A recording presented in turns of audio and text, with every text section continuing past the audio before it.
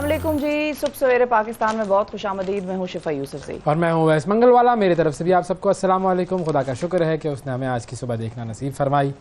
और आज की सुबह नाजरीन आगाज होना था, आपने इस नाचीज को अकेले देखना था। भाई आप किधर, आप तो दफ्तर नहीं आ रहे थे कल। बस वो वज़ीर आज़म बनना था ना मुझे। और क्या? हाँ तो ठीक है, बन जाएंगे, कोई ऐसा मसला नहीं है। बस ये कि लोग मतलब जो उसके ऊपर मशावरत होनी है वो सारी चीज़ें हो रही हैं। हमें तो बड़ा एक टेंशन हो गई। अभी हम नीचे मैं तैयार हो रही थी तो लोगों ने दौड़ें लगानी शुरू कर दी। अवैस जब दफ्तर में आया, वो तो आ गए, वो तो आ गए। हाँ, तो कौन आ गए भाई? वो तो आ गए, वो तो आ गए। कौन आ गए? अवैस आ गए, अवैस। मैंने कहा तो रोज ही आते हैं। फिर मुझे याद आया, उन्होंने कहा नहीं नहीं, उन्होंने तो आज वजीर आजम बनना था, तो क्या यहाँ पे वजीर आजम का दौरा शुरू हो गया? फिर लोगों ने तो बड़ी दौड़ें लगा दी, चाय अब बन रही है और पता नहीं पानी की बोतलें आ रही हैं। फिर हमने सोचा कि पूछ ही लें वैसे कि आप तो दफ्तर पहले ही दिन थोड़ी आना था, उधर काम है, मुल्क को चलाना है, मईशत देखें क्या हाल है, इलेक्शन कराने हैं। देखिए मामला सिर्फ ये है कि वज़ीर आज़म के नाम पर इत्तफाक होना चाहिए। हाँ, तो किसका इत्तेफाक नहीं, आप बताएं। मैं बताता हूँ आपको। देखो, एक तो हुकूमत वालों का इत्तफाक नहीं है मेरे नाम पर, ठीक है। फिर अपोजिशन वालों का भी मेरे नाम पर इत्तफाक नहीं हो रहा है। अच्छा, फिर एक और है, उसका भी नहीं हो रहा है। अमेरिका का भी इत्तफाक नहीं हो रहा है, अमेरिका नहीं मान रहा है। तो ये तीन तो मान नहीं रहे, तो एक चौथा भी तो है। हाँ, वो चौथा बहुत अहम है। हाँ। वो चौथा मैं हूँ। मैं मान रहा हूँ मैं मान गया हूँ कि मुझे बना दो, कोई मसला नहीं है, मैं देख लूंगा, जो भी काम है संभाल लूंगा। लेकिन ये तीन जब तक नहीं मानेंगे उस वक्त तक कैसे मामला हल होगा?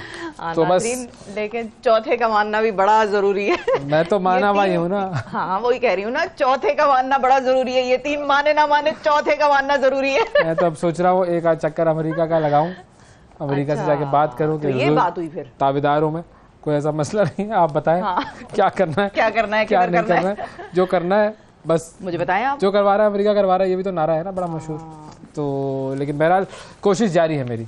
इंशाल्लाह अनकरीब आप देखेंगी एक दिन। ये तो हमें बड़ी डिसअपॉइंटमेंट हो गई। इन सब ने मुझे पर्चियां दे दी थी, ये जितने लोग हमारे अमला, क्या सारे हमारे लोग टीम के, सब ने उन पे काम दिए थे। जाहिर है, हाँ हाँ, काम सबके करूंगा मैं, काम सबके करूंगा, फिक्र ही ना करें। अपना काम तो करें तो फिर उनका करेंगे। नहीं नहीं, बस हो जाएगा, हो जाएगा। बस सिर्फ ये है कि रेट लिस्ट मुकर्रर करने में थोड़ा सा वक्त लगेगा मुझे। क्योंकि काम किसी भी रेट के मुताबिक होता है, मुफ्त में कोई काम नहीं होता, ये तो तय है भाई। ठीक है, बाकी रेट ये आपसे तय करेंगे, डेट आपको मैं इनकी दे दूंगी। ये मैनेजर भी आ गया, मुझे मुफ्त का मैनेजर मिल गया। बहरहाल होगा इंशाल्लाह, कुछ ना कुछ होगा। अल्लाह के अंधेर है, अंधेर नहीं है, वज़ीर आज़म बनेंगे एक दिन इंशाल्लाह। 60 सेकंड न्यूज़ देखते हैं। सदर ममलिकत डॉक्टर आरिफ अलवी ने वज़ीर आज़म शहबाज शरीफ की एडवाइस पर कौमी असम्बली तोड़ दी। पीपल्स पार्टी ने निगरान वज़ीर आज़म के लिए साबिक सेक्रेटरी खारजा जलील अब्बास जिलानी और साबिक चीफ जस्टिस तसद्दुक हुसैन जिलानी का नाम दे दिया। हज़ारा एक्सप्रेस के हादसे में मैकेनिकल वजूहात सामने आ गईं। हादसे की वजह इंजन के पहिए जाम होना और ट्रैक का मजबूत न होना था। कौमी असम्बली और सेनेट ने पेमरा तरमीमी बिल 2023 मुत्तफ़िका तौर पर मंजूर कर लिया। भारत से शिकस्त, पाकिस्तान पहली मरतबा एशियन चैम्पियंस ट्रॉफी में सेमीफाइनल की दौड़ से बाहर।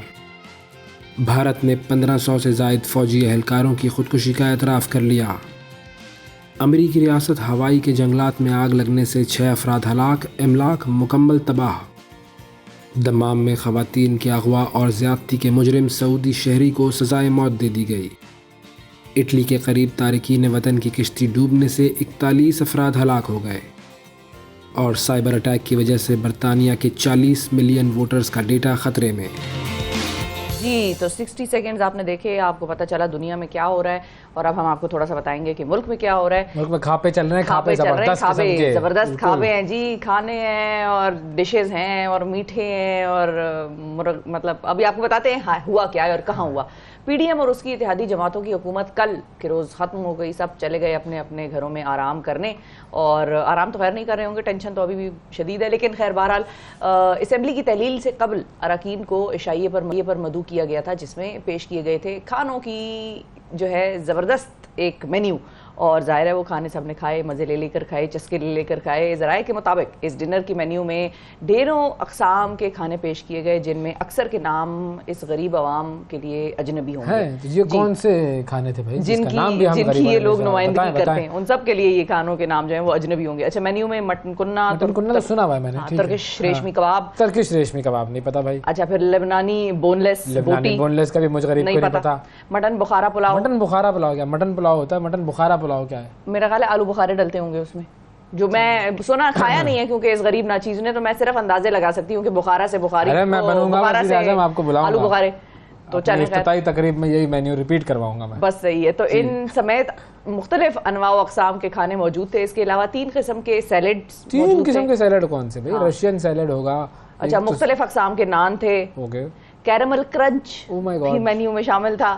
اور میڈیا پر اس مینیو کی تفصیلات سن کر مہنگائی کے عذاب میں پستے عوام نے کیا سوچا ہوگا, اس بارے میں صرف عوام ہی جانتے ہیں. اور عوام ہی جو بھی بل دے رہا ہے اس کا, یہ تو اس کا مسئلہ ہے, اس نے سوچنا ہے. عوام دے رہی ہے نا, نہیں عوام ہو سکتا ہے کسی نے فائنانس کیا ہو, مشکل ہے. لیکن بھائی بات یہ ہے قابل یقین واقعات میں سے نہیں, اس سے پہلے بھی ہوا تھا کہ وہ جب حکومت بنی تھی پی ڈی ایم کی, تو وزیر اعظم شہباز شریف صاحب نے کھانے پہ بلایا تھا, اور اس کے بارے میں چل رہی تھی باتیں کہ جی یہ انہوں نے حکومت کے پیسوں سے کیا ہے. لیکن پھر اس کے بعد یہ بات ہوئی کہ انہوں نے اپنے طور پہ کیا تھا وہ سارا سلسلہ. تو ہو سکتا ہے اپنے طور پہ کیا ہو, اس میں کیا ہے, ہو سکتا ہے مولانا فضل الرحمان نے ڈنر دیا, صحیح بھائی ہو سکتا ہے, ہو سکتا ہے, ہونے کو کیا نہیں ہو سکتا. بہرحال نگران وزیر اعظم جو ہیں ان کے حوالے سے ذرا میں بات کر لوں آپ کو. پاکستان میں جو ہے وہ کون کون فائز رہا ہے اس عہدے پر آپ کو بتاتا ہوں. صدر مملکت جناب عارف الوی صاحب نے کل شہباز شریف صاحب کی ایڈوائس پر قومی اسمبلی توڑ دی, اور وفاقی کابینہ اور حکومت تحلیل ہو گئی ہے, اور اب نگران حکومت کے قیام کا عمل شروع ہوگا. اور آج اس پر جو ہے وہ ہو جائے گا, کوئی نام وام میرے خیال میں آ جائے گا, آج بات کر لیں گے, یہ لوگ طے کر لیں گے.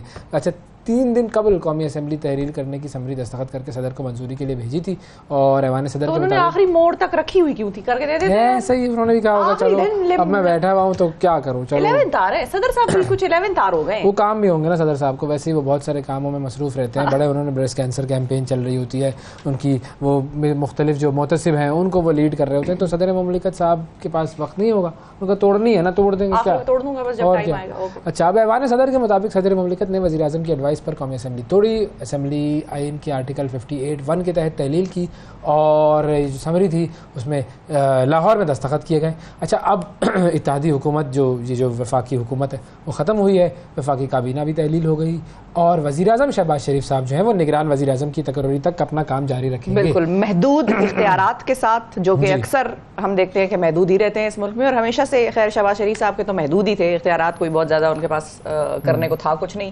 3 دن تک اب یہ ایک سارا معاملہ ہوگا, ہاں یہ حل ہونا ہے 3 دن کے اندر, اور محدود اختیارات کے ساتھ وزیر اعظم شہباز شریف اب نگراں وزیر اعظم شہباز شریف ہوگا. اور اب اگر یہ معاملہ 3 دن میں طے نہیں پایا تو پھر معاملہ پارلیمانی کمیٹی کے پاس جائے گا, اور جو اپوزیشن لیڈر ہیں اور وزیر اعظم صاحب جو ہیں وہ اپنے اپنے نام اسپیکر کی پارلیمانی کمیٹی کو بھیجیں گے, اور پھر وہ 3 دن کے اندر نگران وزیر اعظم کے نام کو فائنل کریں گے.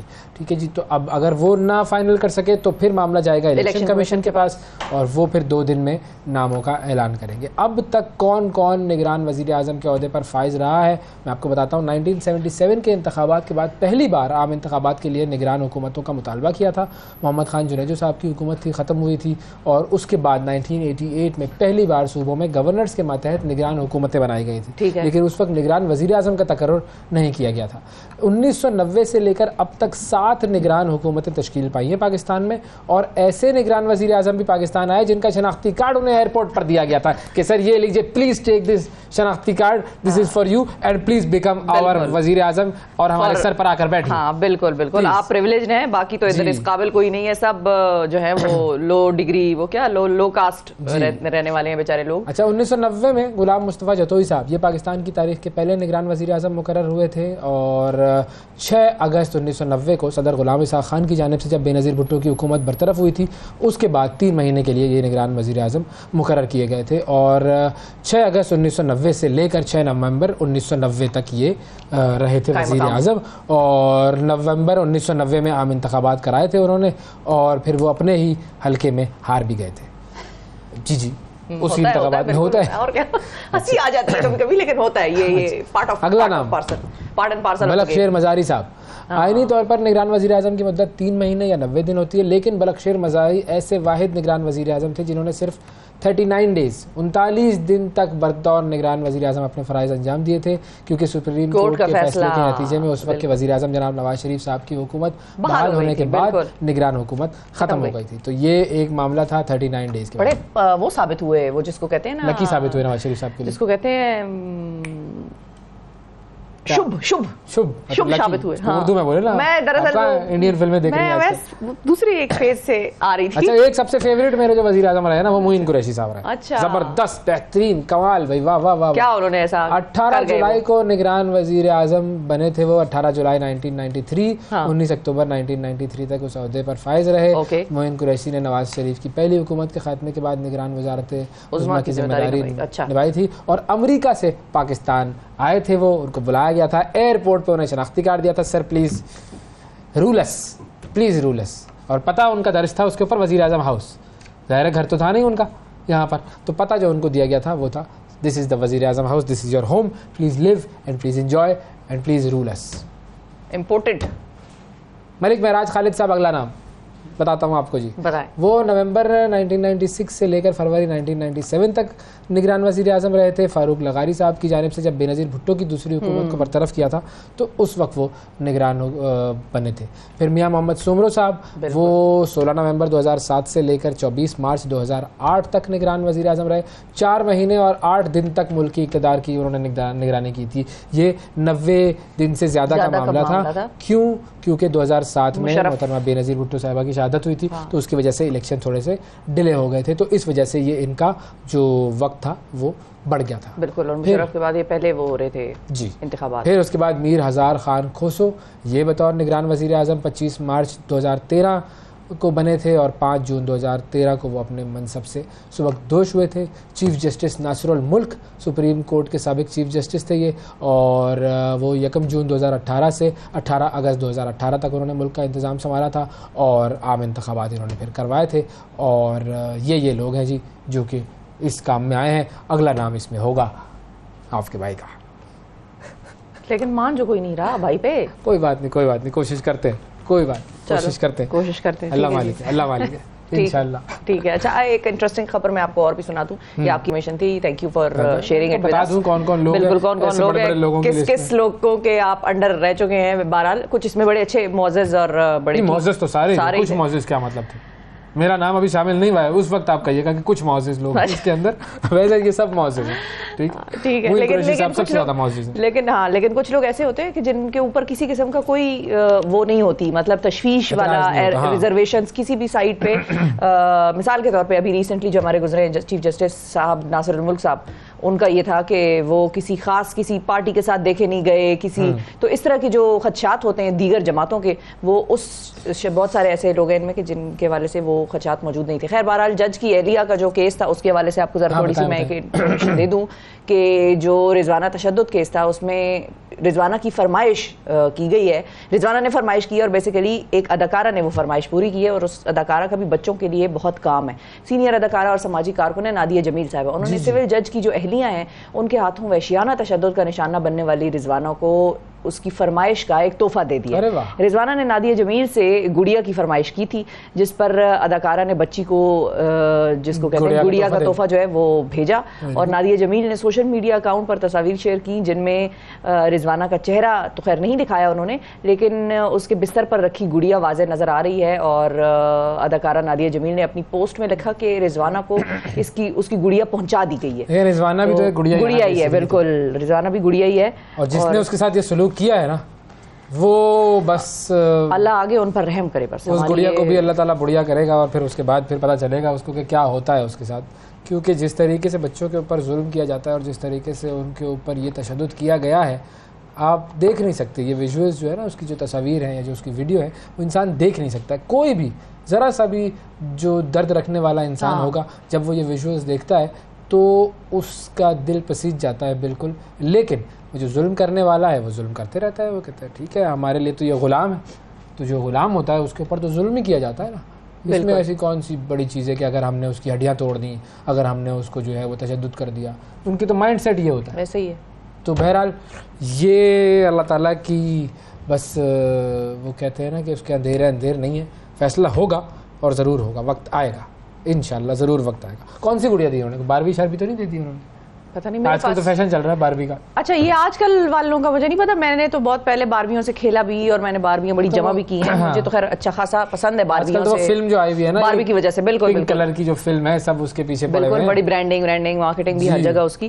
لیکن نہیں, ہم نے باربیوں سے کھیل لیا اور میں نے اپنی باربیاں بڑی سنبھال کے بھی رکھی ہوئی ہیں. باربیوں کا سامان, باربیوں کی گاڑیاں, باربیوں کا باقاعدہ. اس وقت تو بڑی معیشت آسان تھی نا, تو باربی گاڑی لے سکتی تھی, اب تو باربی بھی گاڑی نہیں لے سکتی. اب باربی جاتی ہے. کل میں گیا ہوں ادھر سودا سلف لینے کے لیے مارکیٹ میں. کیا بل تھا فائنل بل؟ بھائی ڈبل بل تھا. یہ بالکل میں آپ کو وثوق سے کہہ رہا ہوں, ڈبل بل تھا جو میں لے رہا تھا پورے مہینے کا سودا سلف, اس سے دگنا ہو گیا ہے بل. بس کہیں اور چلیں اویس, چلیں کہیں اور ادھر ادھر. تھوڑے دن بعد چلتا ہوں, 3 مہینے کے بعد. کیوں 3 مہینے میں کیا ہو جائے گا؟ 90 دن کا وزیر اعظم ہوتا ہے نا, اس کے بعد کرتے ہیں. اچھا میں آپ کو بتاتی ہوں کہ کون سی جگہ جانے والی ہے. میں وہ جگہ آپ کو کم از کم بتا دیتی ہوں, ہو سکتا ہے آپ کا موڈ بن جائے. متحدہ عرب امارات, وہاں جانے کا سوچیں. اس کی وجہ یہ ہے کہ انہوں نے 2019 میں گولڈن ویزے کے نام سے ایک اسکیم کا اعلان کیا تھا. یہ کیا ہے؟ یہ اکثر لوگوں کو مل رہا ہے بھائی, اور ابھی ہماری بھی ایک اداکارہ کو بھی ملا ہے, پاکستان کی معروف اداکارہ صبا قمر کو یہ ویزا مل گیا ہے. اور انہوں نے انسٹاگرام پر اس کا اعلان کیا تو لوگوں نے پوچھنا شروع کر دیا کہ یہ ویزا کیسے حاصل کیا جا سکتا ہے. تو ہم آپ کو بتاتے ہیں کہ کون لوگ ایسے ہیں جو یہ ویزا لینے کے اہل ہیں.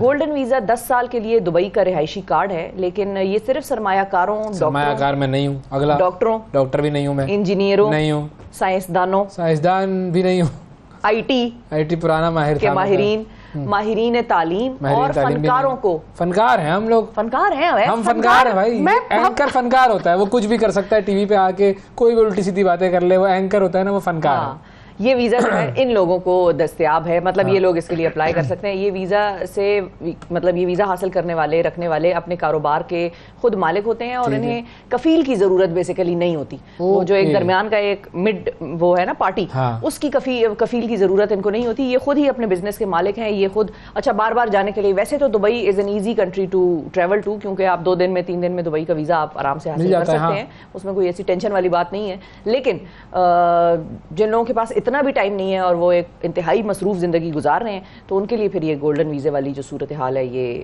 مصروف تو میں ہو جاؤں گا نا. اگلے 3 مہینے تو مصروف ہونا ہے, تو گولڈن ویزا کچھ کروا لو یار. لیکن اس کے بعد تو آپ خاصے فارغ ہو جائیں گے پھر. نہیں, یہ گولڈن ویزا کا ویسے چیک کیا جائے, اس کے لیے کوئی بات کی جائے یو اے ای ایمبیسی وغیرہ میں کہ ہمیں گولڈن نہیں تو پیتل ویزا ہی دے دو, کچھ تو کر دو. یہ چیک کرنا ہوگا کہ کیا یہ ویزا صرف انہی لوگوں کو ملتا ہے, مطلب ایک انڈیویجول کو ملتا ہے, یا اس کے ساتھ جو فیملی ہے اس کو بھی ملتا ہے. تو یہ دیکھنا پڑے گا. تو اس سے کیا فرق پڑے گا؟ فیملی کو بھی بلا لے گا, بندہ جاتا ہے تو فیملی کو بلا ہی لیتا ہے. نہیں, لیکن جگاڑ لگا کے فیملی کو بھی ویزا ہونا چاہیے نا.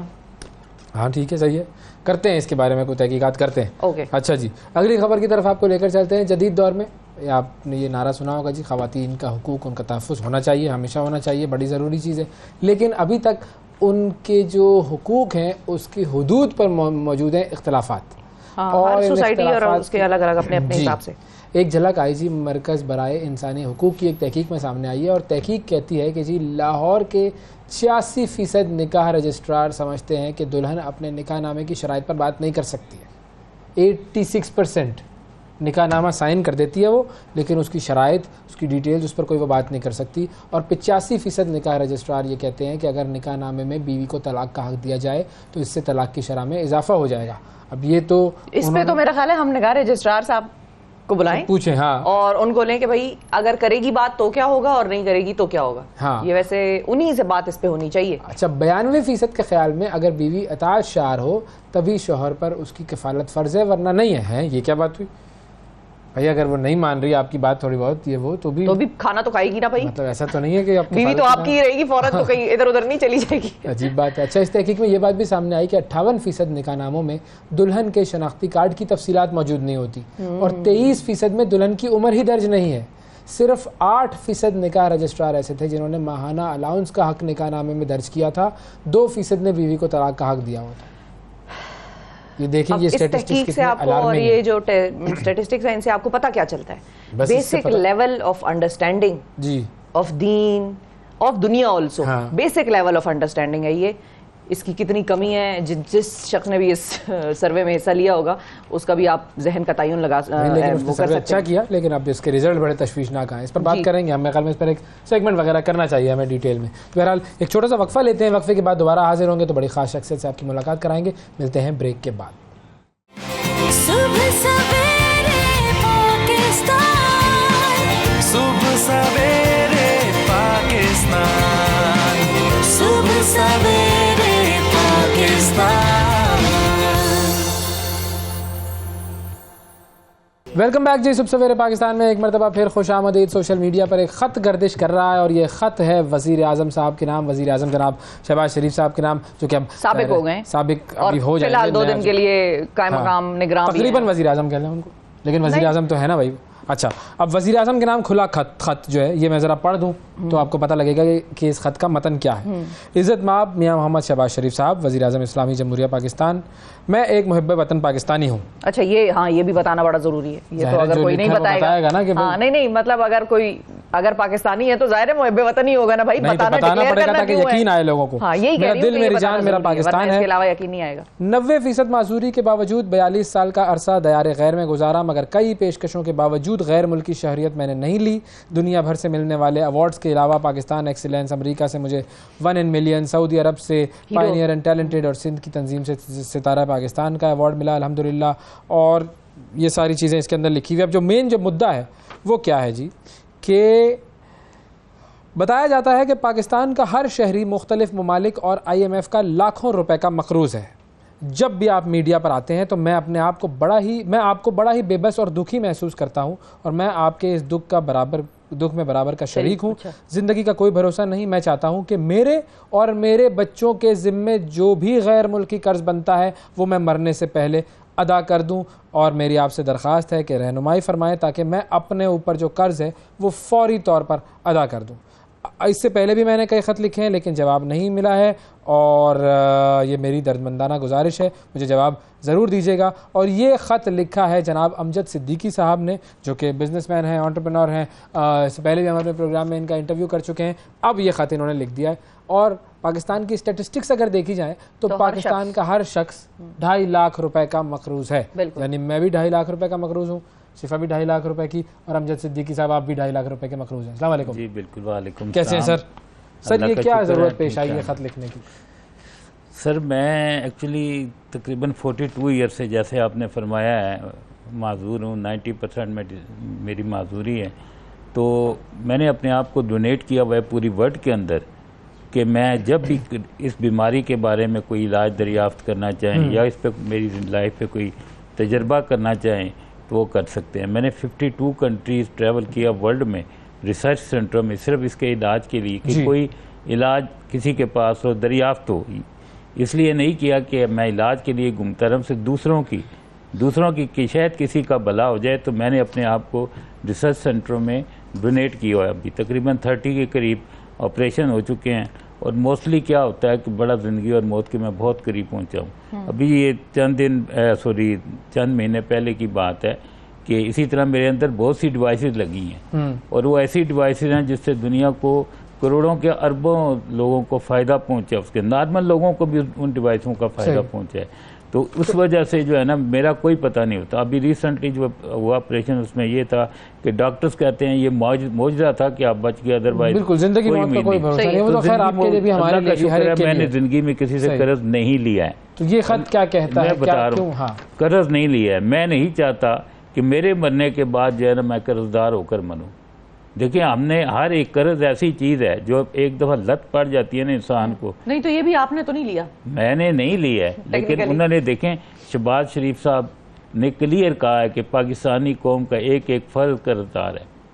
دیکھیں نا, جب کہہ دیا قرض دار, نہیں تو ان کے کہنے سے کیا نہیں, ان کے کہنے سے بات نہیں ہو. دیکھیں جب آپ کا وہ تو اور بھی بہت کچھ کہتے رہتے ہیں, وہ تو یہ تو قرض بڑھتا رہے گا. ابھی تھوڑے دن بعد پھر ہم قرضہ لے لیں گے, مطلب 2.5 کے بجائے 3 لاکھ روپے ہو جائے گا. میں نے اور آپ نے نہیں دینا اوپر کہ ہم نے ادا نہیں کیا. دیکھیں آپ ضمیر کی بات ہے نا, میرا ضمیر تو جو ہے نا یہ گوارا نہیں کرتا کہ جو ہے نا میں قرض دار ہو کے میں 100 وٹ اگر اللہ نے میرے پاس ہیں, میری جیب کے اندر ہے, تو میں تو دوں گا نا. صحیح ہے, لیکن لوگوں کے پاس ہوتے بھی ہیں, قرضے بھی لیے ہوتے ہیں, پھر بھی واپس نہیں کرتے. خیال صرف اس بات کا ہے کہ خیال آنا چاہیے کہ ہم ہر بندہ صرف قرضہ لیتے ہیں، ہم محنت کیوں نہیں کرتے؟ ہمیں محنت کرنی چاہیے، اپنے پاؤں پہ کھڑا ہونا چاہیے. اگر اس ملک کی ترقی ہے تو اس وقت ہوگی جب ہم محنت کریں گے. ہم محنت نہیں کرتے ہیں، ہم کہتے ہیں ہر چیز ہمیں بس ہاتھ آسانی پہ سے مل جائے، پلیٹ میں رکھی ہوئی. آسان ایگزیکٹلی، اور منہ میں بھی ڈالی جائے. پلیٹ تک نہیں یہ کام، بالکل منہ میں بھی ڈالی اچھا جائے. یہ خط آپ نے کتنے خط لکھے ہیں؟ سر میں نے تقریباً کو 2 دفعہ خط لکھا ہے، مجھے کوئی جواب نہیں ملا. کوریئر سے بھی بھیجا، کوئی جواب نہیں ملا. اور مجبوراً ہو کے میں نے ان کو پہلے خط میں ہی بتایا تھا کہ پلیز مجھے جواب دیں، ادروائز مجھے میڈیا کا سہارا لینا پڑے گا. لیکن کسی نے کوئی نہیں. جنرلی آپ کو بتا دوں کہ یہ ایکچولی لکھنے کی ضرورت کیوں پیش ہے. ضرورت ایک دن ایسا ہوا کہ پچھلے دنوں آپ کو پتہ ہے، آپ نے جو کچھ دیکھا کہ IMF والے بھی بیان دے رہے تھے، ہر بندہ جو ہے نا جگہ جگہ سے آ رہے تھے. میں اسپیشلی ایک دن جب میں نے دیکھا تو وہ جو IMF کی محترمہ تھی، جس وہ ٹون میں بات کر رہی تھی، یقین کریں ہمیں مر جانے کا مقام ہے کہ ہم اتنے ذلیل ہو چکے ہیں. بڑے فخر بڑھ کے جو ہے نا، جس پہ کہتے ہیں نا کہ بلیم کر کے یا تنقید کا نشانہ بنا کر کہہ رہی تھی کہ 100 ارب ڈالر سے زیادہ پاکستان قرض ہے، یہ کیسے قرض اترے گے؟ سمجھ آئی نا. وہ کسی نے صحافی نے سوال کیا جو بھی تھا، بہرحال مجھے نہیں ہے اتنا اس وقت یاد نہیں ہے. تو یہ بڑی تکلیف دہ بات تھی. اس کے بعد میں دیکھتا تھا، یقین کریں وہ ان کی آنکھوں سے شاید آنسو نکلیں بھی ہوں، لیکن میں نے یہ فیل کیا ہے تو ہمارا پرائم منسٹر ہے، تو بڑی تکلیف ہوتی تھی. ہمارا پرائم منسٹر جو ہے اتنا بے بس ہو گیا، اس کے اندر سے رونا آ رہا تھا. اس کے اندر جو ہے نا واقعی جو ہے نا رونا وہ تو ٹھیک ہے، صحیح ہے، لیکن ہمارے جتنے بھی پرائم منسٹران گزرے ہیں ان سب کے اثاثے چیک کر لیے جائیں، پتہ لگ جائے گا کہ کس کے پاس کتنا پیسہ تھا وزیر اعظم بننے سے پہلے اور وزیر اعظم بننے کے بعد کتنا ہوا، اور پھر وہ ساری جو چیزیں جو انہوں نے جمع کی ہیں ان کا وہ حساب نہیں دے پاتے. تو پھر ہم اپنے آپ کو قرضوں کے لیے پیش کرتے رہتے ہیں، ہمارے نام پہ قرضے لیتے رہو اور عیش کرتے رہو. بات بتا رہا ہوں، اب پوچھے کون؟ ہم جو لینے والے ہیں، میں جنرل بات بتا رہا ہوں، جو بھی بندہ، جو بھی کاروباری، جو بھی جاگیردار پیسہ لیتا ہے بینک سے، وہ کتنا واپس ریٹرن کرتے ہیں اور کتنا معاف. بڑے سیاستدان تو قرضے معاف کروا لیتے ہیں. ابھی ریسنٹلی جو پچھلی حکومت گئی ہے، عمران خان نے جتنے جو کہتے ہیں مفت پہ ہی قسم کا قرضہ جو اپنے ملنے والوں کو دیا، کیوں دیا؟ جی سب کہتے تھے نا بڑا ایماندار ہے، بڑا یہ سبھی ہمارے ایماندار آتے ہیں، اور پھر اس کے بعد جو ہے وہ پھر جب کھلتا ہے قرضہ تو گیا ہے نا. یہ تو اسٹیٹمنٹ بھی بتا رہا ہے، سارے ادارے بتا رہے ہیں قرضہ تو وہ کیوں گیا. تو اب اگر اس خط کا جواب نہیں آتا تو پھر آپ کیا کریں گے؟ میں تو سرخرو ہوں اللہ تعالیٰ کے آگے، میں تو سرخرو ہوں، کیونکہ مجھے تو نہیں پتا، آپ کو تو نہیں پتا بھائی ادا کیسے کرنا ہے. کوئی سسٹم ہوتا ہے، کوئی طریقہ کار ہوتا ہے، کوئی اور ادا کرنے کے بعد کم سے کم اگلا قرضہ میرے نام پہ نہ لینا بھائی. ہاں بھائی بالکل مجھے نہ دینا. مجھ پر بھی 2.5 لاکھ روپے کا قرضہ ہے اور 2.5 لاکھ روپے دے کے ختم کیا جائے یہ معاملہ. میں نے تو کہا میں اپنے بچوں کا بھی جو 2.5 لاکھ آپ لوگ اتنی ٹینشن میں ڈسکشن کر رہے ہیں، میں سن کے صرف یہ سوچ رہی ہوں کہ مثال کے طور پہ ہم تینوں نے فیصلہ کیا بھائی ہم 2.5 اپنے حصے کا ادا کرتے ہیں، ٹھیک ہے 2.5 ہو گیا، یہ ہم نے اپنے سب نے ادا کر دیا. تو کیونکہ کوئی اسکیم نہیں ہے، میکینزم آپ نے کہا قرض اتارو ملک سنوارو تھی نا، وہ ایک دفعہ ڈوب گیا سارا، وہ تو ڈوب آگے گیا بھی نا. دے چکا ہوں میں. یہ کوئی میں نے پہلی دفعہ نہیں، میں نے خود دیا قرضہ اپنا بھی اور بچوں کا بھی. جب ایک اسکیم آئی تھی، میں اب ذکر نہیں کرتا ہوں، وہ قرض اتارو ملک سنوارو تھی نا اسکیم نواز شریف صاحب نے لگائی تھی. معصوم بڑے آپ اور ہم جیسے کوئی یہ لوگ چونا لگا لیتے ہیں. باقی تو سب سے بڑی میں آپ کو بتاؤں، ابھی بھی آپ یہ 2.5 لاکھ دیں گے، ایک سیکنڈ صرف، یہ 2.5 لاکھ ہم دیں گے نا تو کوئی پتہ نہیں کس کی جیب میں گیا، کہاں گیا، وہ بیوروکریٹ کہے گا وہ فلاں 50 روپے اور اگلے دن پھر آپ کے اوپر نیا قرضہ چڑھ جائے گا، وہ 2.5 لاکھ نیا 3 لاکھ روپے کا قرضہ آپ کے لیے، کیونکہ کوئی اسکیم نہیں ہے، کسی کو پتہ نہیں ہے کیا ہوا. وہ جو فنڈ تھا، وہ ڈیم فنڈ، وہ کدھر گیا؟ وہ سارا ڈیم پڑا ہوا ہے، رکھا ہوا ہے. وہ تو نہیں، وہ تو سیاستدانوں کے ہاتھ میں چلا گیا نا. وہ تو انہوں نے کہا کہ ہم اس کو فلڈ وکٹم کے لیے استعمال کریں گے. بھائی جب دیا نہیں ہے فلڈ وکٹم کے لیے تو کیوں استعمال کریں گے؟ فلڈ وکٹم کے لیے الگ دے چکے. لیکن بہرحال تو چونکہ اسکیمیں نہیں ہے، کوئی پلان نہیں، دیر از نو پلان. ایک جو چیز خاص طور پہ یہ بھی کھایا جائے گا، سر نہ دینا، یہ بھی کھایا جائے گا. میں آپ کو بتا دوں، آپ یقین کریں میڈیا میں اس وقت خط جو ہے نا کافی گردش کر رہا ہے اور تقریباً 90% مجھے کہتے ہیں نہیں دینا. اور کیا، کیونکہ ہم نے لیا ہے نہ ہمارے نام پہ لیا گیا ہے. کہتے ہیں یار یہ ہمیں دے دو یار. سانو کی پتہ تسی کیا کر دے پئے ہو ساڈا. چلے دیکھتے ہیں کہ بھائی وزیر اعظم صاحب کیا کرتے ہیں. ایک چیز اور میں یہاں پہ آپ کو بتا دوں، دیکھیں یہ ایک تو یہ تھی وہ میڈم نے جس انداز میں بات کی ہے جو چیز تھی، پھر ہمارے پرائم منسٹر صاحب جو ہے نا جھکے ہوئے تھے، ان کا جو انداز تھا اسٹائل کے، دیکھیں کچھ بھی ہے وہ ہمارے پرائم منسٹر تو ہے نا، چلے ایک دو چیزیں جتنا بھی ہے، لیکن کم از کم جو ہے نا پرائم منسٹر ہو اور پھر وہ اس کی یہ حالت ہو کہ کیسے وہ ایک جھکا ہوا کسی کے آگے. میرے لیے تو قابل احترام ہے کوئی بھی ہے. تو جھکا ہوا ہی ہوتا ہے سر. ایک منٹ میں آپ سے گزارش کرتا ہوں کہ میں نے ورلڈ ٹور کیا تھا میں نے 1985-86 کے اندر. سر یہ اب آپ نے بتا دیا نا، اب آپ کو جواب آئے گا خط. پوری دنیا سے مجھے ایوارڈ ملے، پوری دنیا سے ایوارڈ ملے، اور جو ہے نا 88 سے میں اپلائی کر رہا ہوں ستارہ امتیاز کے لیے.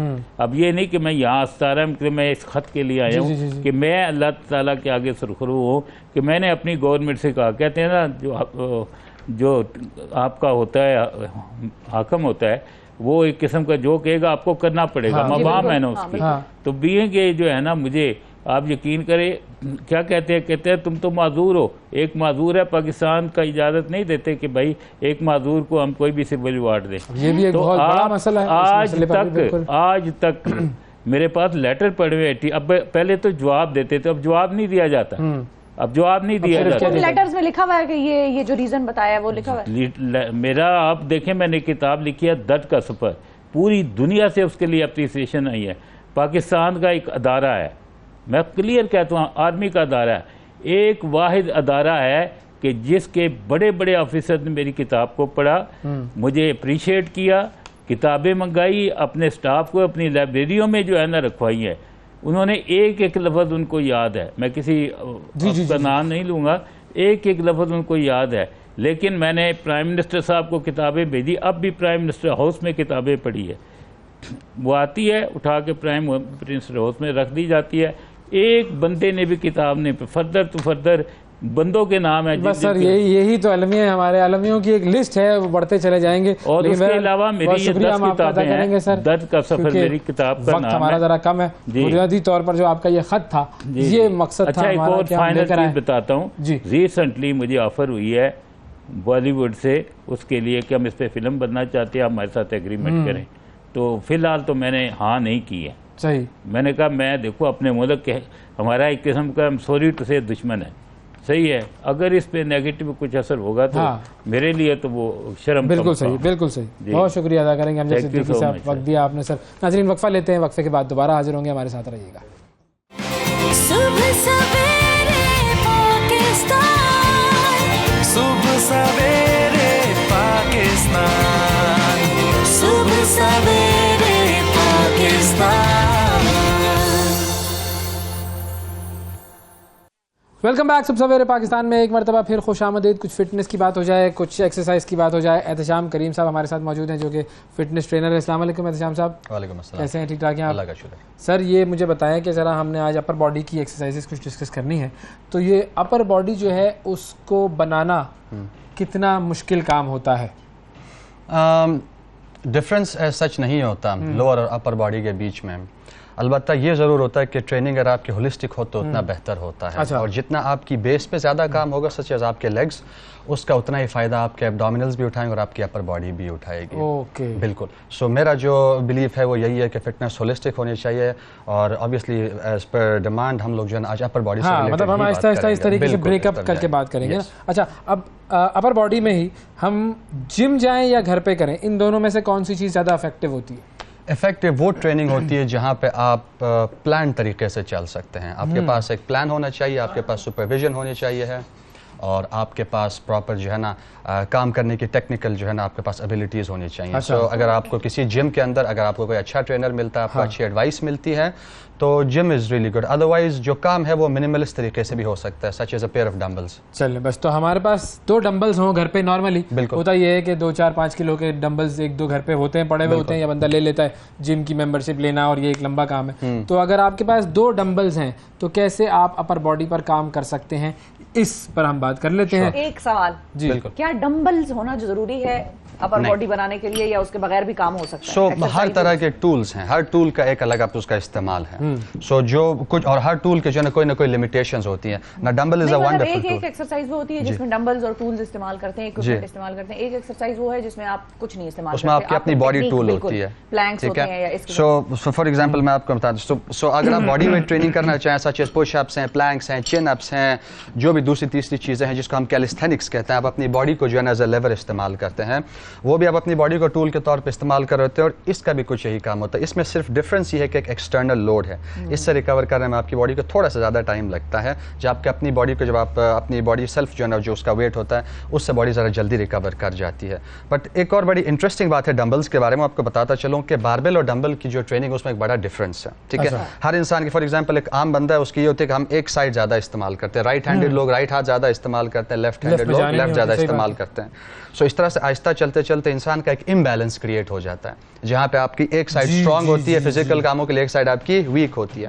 اس کا جو اثر آپ کے دماغ پہ بھی پڑتا ہے کہ آپ کا رائٹ سائڈ آف دا جو برین ہوتا ہے وہ زیادہ ایکٹیو ہوتا ہے, وہاں پہ الیکٹریکل پلسز کا جو ہے نا ان کی بھرمار ہوتی ہے, اور دوسری طرف جو ہے نا وہ بازار خالی ہوتا ہے لیفٹ سائڈ پہ. ٹھیک ہے, سو فار ایگزامپل سپوز میں ایک ایسا شخص ہوں, ہاں سب سے پہلے پہلا فوائد ہے, پہلی مرتبہ امیجن آپ کے پاس ایک ڈمبل ہے, دو بھی نہیں ہے, تو دو سے اس ایک سے بھی آپ کام کرتے ہیں. سو اگر میرا ویک سائڈ ہے, دیکھیں باربل جب میں پکڑتا ہوں اور اگر میں اس کے ساتھ کوئی ایسی ایکسرسائز کرتا ہوں, فار ایگزامپل شولڈرز کے لیے میرا شولڈر پریس ہے, رائٹ, یہ میرے شولڈرز کی ایکسرسائز ہے. سو راڈ میرے دونوں ہاتھوں سے جڑا ہوا ہے, میرا جو مضبوط ہاتھ ہے وہ میرے کمزور ہاتھ کے لیے بھی کمپنسیٹ کرے گا. سو ایونچولی جا کے میری باڈی میں امبیلنس ہوگا. سپوز میرا دائیں ہاتھ کا میرا سائز زیادہ ہو سکتا ہے, شولڈر بڑا ہو سکتا ہے, بایاں ہاتھ میرا اتنا ڈیولپ نہیں ہوگا. ڈمبل اس چیز کو ٹیک کیئر کرتا ہے. ٹھیک ہے, سو اس وقت میں آپ کو ایک شولڈر پریس کر کے دکھاتا ہوں. میں اپنے کندھوں کو, سب سے بڑی چیز جو میرے شولڈر بلیڈز ہیں ان کو میں نیوٹرل رکھ کے نیچے کی طرف زمین کی طرف پریس کرتا ہوں, اور ڈمبل کو میں یہاں پہ ریک کرتا ہوں. ریک کرنے کا پراپر طریقہ یہ ہے کہ میں اسٹرکچر, میری کلائی میری ایلبو کے اوپر ہونی چاہیے. اگر میں اپنی ایلبو کو اندر رکھوں گا, کلائی آگے ہوگی, تو یہ ویٹ کانسٹنٹلی مجھے نیچے کھینچے گا. بیکاز میری ایلبو کلائی کے نیچے ہے 90 ڈگری کا اینگل, اس وقت یہ اسٹرکچر پہ ویٹ میں نہ پڑ رہا. تھوڑا سا اس طرف ہو جائے تاکہ ہمارے وہ ناظرین یوں دیکھ سکیں. ٹھیک ہے جناب, اور یہاں سے جب میں اس ویٹ کو پریس کرتا ہوں تو یہ سوللی صرف میرا لیفٹ شولڈر کام کر رہا ہے, جبکہ میرا رائٹ شولڈر صرف اسسٹ بھی نہیں کر رہا, اٹس جسٹ دیئر, میں لیفٹ سائڈ سے کام کر رہا ہوں. آپ 5 ریپ کرنا چاہیں, 3 کرنا چاہیں, 10 کرنا چاہیں, depending upon the weight that you have, اور اس کے بعد آپ دوسرے ہاتھ سے کر سکتے ہیں. سو اس طرح کی ٹریننگ سے آپ کی باڈی کے جو امبیلنسز ہے وہ ختم ہو جائیں گے. اچھا, اس ایکسرسائز سے کون سا مسل ڈیولپ؟ اس سے آپ کا شولڈر ڈیولپ ہوتا ہے. یہ ڈولے جس کو کہتے ہیں. بالکل ڈولے جس کو. میں آپ کو ایکسرسائز کو ہم اس کو اور آسان کریں گے. دیکھیں اگر ہم ایکسرسائز کی طرف جاتے ہیں نا, کون سی ایکسرسائز کرنی چاہیے ہے, کس قسم کی کرنی چاہیے, تو وہ معاملہ جو ہے نا کھنچتا چلا جاتا ہے. ہم اس کو سمپلیفائی کریں گے. ٹھیک ہے, 4-5 قسم کی بڑی موومنٹس جو آپ نے کرنی ہے. آپ نے لوڈیڈ کیریز کرنے ہیں, کسی بھی طرح کا کیری, اس کی میں مثال دیتا ہوں. یہ میں کیری کر رہا ہوں ان کو. ٹھیک ہے, اس کا آپ کے خیال میں کیا فنکشنل کراس اوور ہے, یہ عام زندگی میں کیسے مجھے کام آئے گی؟ یہ تو سامان اٹھانے میں کام آئے گا, بالکل کام سودا لینے بیچتی ہیں. سیم مسلز آپ کے جو میری بیک, میرے شولڈرز اور میرا سیریٹس بولتے ہیں, جو آپ کے سارا ایریا ہے, آپ کے سائڈ آف یور ایبڈومینلز ہیں, یہ سارا کا سارا اس کے اندر کام کر رہا ہے. This is for that. آپ ایسے بھی کیری کر سکتے ہیں ان کو, آپ ان کو ایسے بھی کیری کر سکتے ہیں. ٹھیک ہے, اگر آپ کے پاس ویٹ کم ہے, زیادہ ہے, آپ اس کو ایسے بھی کیری کر سکتے ہیں. اچھا, سو سب سے پہلی چیز کیریز ہیں. کیریز سے فائدہ آپ کو یہ ہوگا کہ آپ کی ایبڈومینل ٹریننگ ہوگی. ٹھیک ہے, ایبڈومینل ٹریننگ کے لیے آپ نے اپنے ایبس کو بریس کرنا سیکھنا. بڑا امپورٹنٹ پوائنٹ ہے کہ میں اپنے ناف سے نیچے والے ایریا کو اندر کھینچتا ہوں سانس روکے بنا, اور اپنے مسلس کو ایسے سکویز کرتا ہوں جیسے میں پنچ کھانے لگا. فیل کیجیے گا میرے ایبس کو پلیز. دیر کو, اس کو کہتے ہیں بریس کرنا. ٹھیک ہے, بریس سے مراد یہ کہ اب میرا, ہاں, بریس سے بیسیکلی مراد یہ کہ میرا جو ایبڈومینل کورسیٹ ہے, اس کے جو مسلس ہیں ابھی ایکٹیو ریڈی ہیں کام کرنے کے لیے. اگر میں اپنا پیٹ ڈھیلا رکھ کے کام کروں گا, دے آر ناٹ ورکنگ. سو میں ناف اندر کھینچتا ہوں, میں اپنے ایبس کو بریس کرتا ہوں جیسے کہ میں پنچ کھانے لگا ہوں, اور اس کے بعد میں کوئی بھی ایکٹیویٹی کرنا چاہتا ہوں. عموماً لوگ ویٹ اٹھاتے ہیں, ان کی کمر میں درد نکل آتا ہے. اس کی وجہ یہ ہوتی ہے کہ ان کا جو ایبڈومینل کورسیٹ ہے یہ ریڈی نہیں ہوتا کام کرنے کے لیے. سو آپ نے اس کو ریڈی کرنا ہے, رائٹ. سو میں کیریز کرتا ہوں اس کے ساتھ, یہ میرے ایبس کے لیے ہے. This is for my abs, for my shoulders primarily. So سب سے پہلی چیز آپ نے کیریز کرنی ہے. دوسری چیز ہم کرتے ہیں پش, اور تیسری چیز ہمارے پاس ہے پل. پش کی میں آپ کو کچھ مثالیں دیتا ہوں. ہمارے پاس منٹ 1 رہ گیا ہے, لیکن چلیں ہم just going to go through this very quick. Push, یہ ایک پش کی مثال ہے, یہ ورٹیکل پش. پش کی دوسری مثال ہوگی, اگر میں زمین پہ میرے پاس کوئی میٹ ہو, میں لیٹ کے چیسٹ پریس جسے لگاؤں, وہ بھی پش کی مثال ہے. اب پل کی ایک مثال دیکھتے ہیں. اس پوزیشن کو ہنج پوزیشن بولتے ہیں, اور اب یہاں سے میں اپنی بیک کو سیدھا رکھ کے, شولڈر بلیڈز میرے ریٹریکٹڈ ہیں, بازو بالکل میری شولڈر کے نیچے ہیں, اور اب میں لیٹس کو, دس از فار مائی بیک. زبردست. سو پش, پل اور لوڈڈ کیریز, یہ 3 امپورٹنٹ چیزیں ہیں جو کہ ہمیں کسی بھی طرح کرنی چاہیے. زبردست, بہت شکریہ احتشام صاحب. ہم آپ کے ساتھ مزید سیشنز لگاتے رہیں گے تاکہ کوئی فٹنس ذرا ہماری بھی ہو سکے. آخر کو وزیر اعظم بننا ہے, فٹ وزیر اعظم ہونا چاہیے. وقفہ لیتے ہیں, وقفے کے بعد دوبارہ حاضر ہوں گے, ہمارے ساتھ رہیے گا. सुबह सवेरे पाकिस्तान, सुबह सवेरे पाकिस्तान, सुबह सवेरे पाकिस्तान।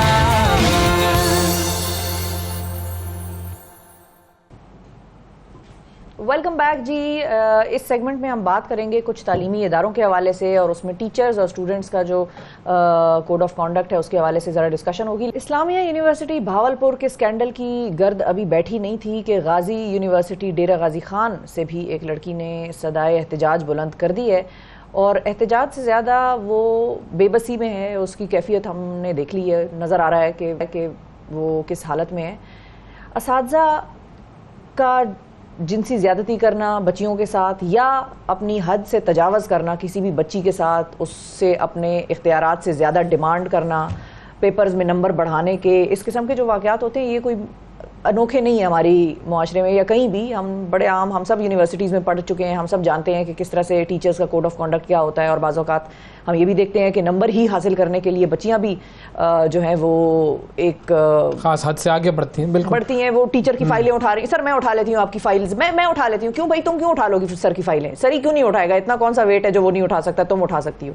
तो इस किस्म की चीज़ें जो हैं नंबरों के लिए ख़ास तौर पर। और फिर खैर बहरहाल जो टीचर्स की तरफ से हो रहा है, जिस तरह से कि ये वीडियो देखी गई, इसमें तो हम कतन तौर पर ये नहीं कह सकते कि बच्ची ने ज़्यादा फाइलें उठा ली होंगी, ये तो मामला ही कुछ और है। यूनिवर्सिटियों का इस किस्म का जो एक माहौल है, इससे हमारी तालीम के निज़ाम पर सवालिया निशान उठते हैं। इससे एहतजाज होने चाहिए और हम भी कर रहे हैं, आप भी अपने अपनी सतह पर कीजिए। लेकिन बच्चियों की तालीम के हवाले से अब ये कितना एक संगीन मामला है कि बार बार हम यूनिवर्सिटीज़ के हवाले से इस किस्म की खबरें सुन रहे हैं और ये आवाज़ें जो हैं ना सिर्फ यूनिवर्सिटी इंतज़ामिया के लिए बदनामी का बायस बनती हैं, बल्कि इससे लड़कियों की तालीम पे भी मुतासर होने का खदशा होता है। लेकिन इसका ये मतलब बिल्कुल नहीं है कि ऐसे स्कैंडल्स पर पर्दा डाल दिया जाए। अब ज़रूरत इस बात की है कि यूनिवर्सिटियों के माहौल में बेहतरी लाई जाए और कुछ इखलाकी उसूलों की पासदारी लाजमी बना दी जाए और केसेस भी सामने आए जहाँ पर जो कसूरवार होता है उसको उस तरह की सज़ा दी जाए ताकि वो एक इबरत का निशान बने।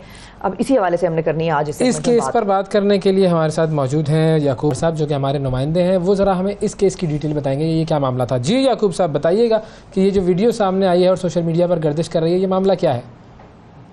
सर बिल्कुल बदकिस्मती से ये डेरा गाजी खान डिवीज़न का वाहिद और सबसे बड़ा तालीमी दरसगाह है गाजी यूनिवर्सिटी, जिसके ज़ेर तालीम शोबा फ़िज़िक्स की एक तालबा हैं जिनके साथ ये वक़ूआ जो है वो पेश आया। और बदकिस्मती के साथ ये भी है कि इसमें कोई जो मुलव्विस लोग हैं वो इसी शोबे के और इसी यूनिवर्सिटी के जो असातिज़ा कराम है, जिन्हें वालिदैन का रुतबा दिया जाता है, वालिदैन रूहानी बाप समझा जाता है टीचर को, वो इसमें मुलव्विस पाए गए हैं मुबैना तौर के ऊपर। और ये वक़ूआ जो है मजमूई तौर के ऊपर 6 से 8 माह का पहले का वक़ूआ है, लेकिन रिपोर्ट जो है वो उसे 4 माह हुए हैं। और ये बात जब सोशल मीडिया के ऊपर आई है तो उसकी FIR जो है वो 3 से 4 रोज़ हुए हैं जब ये FIR जो है काटी गई है।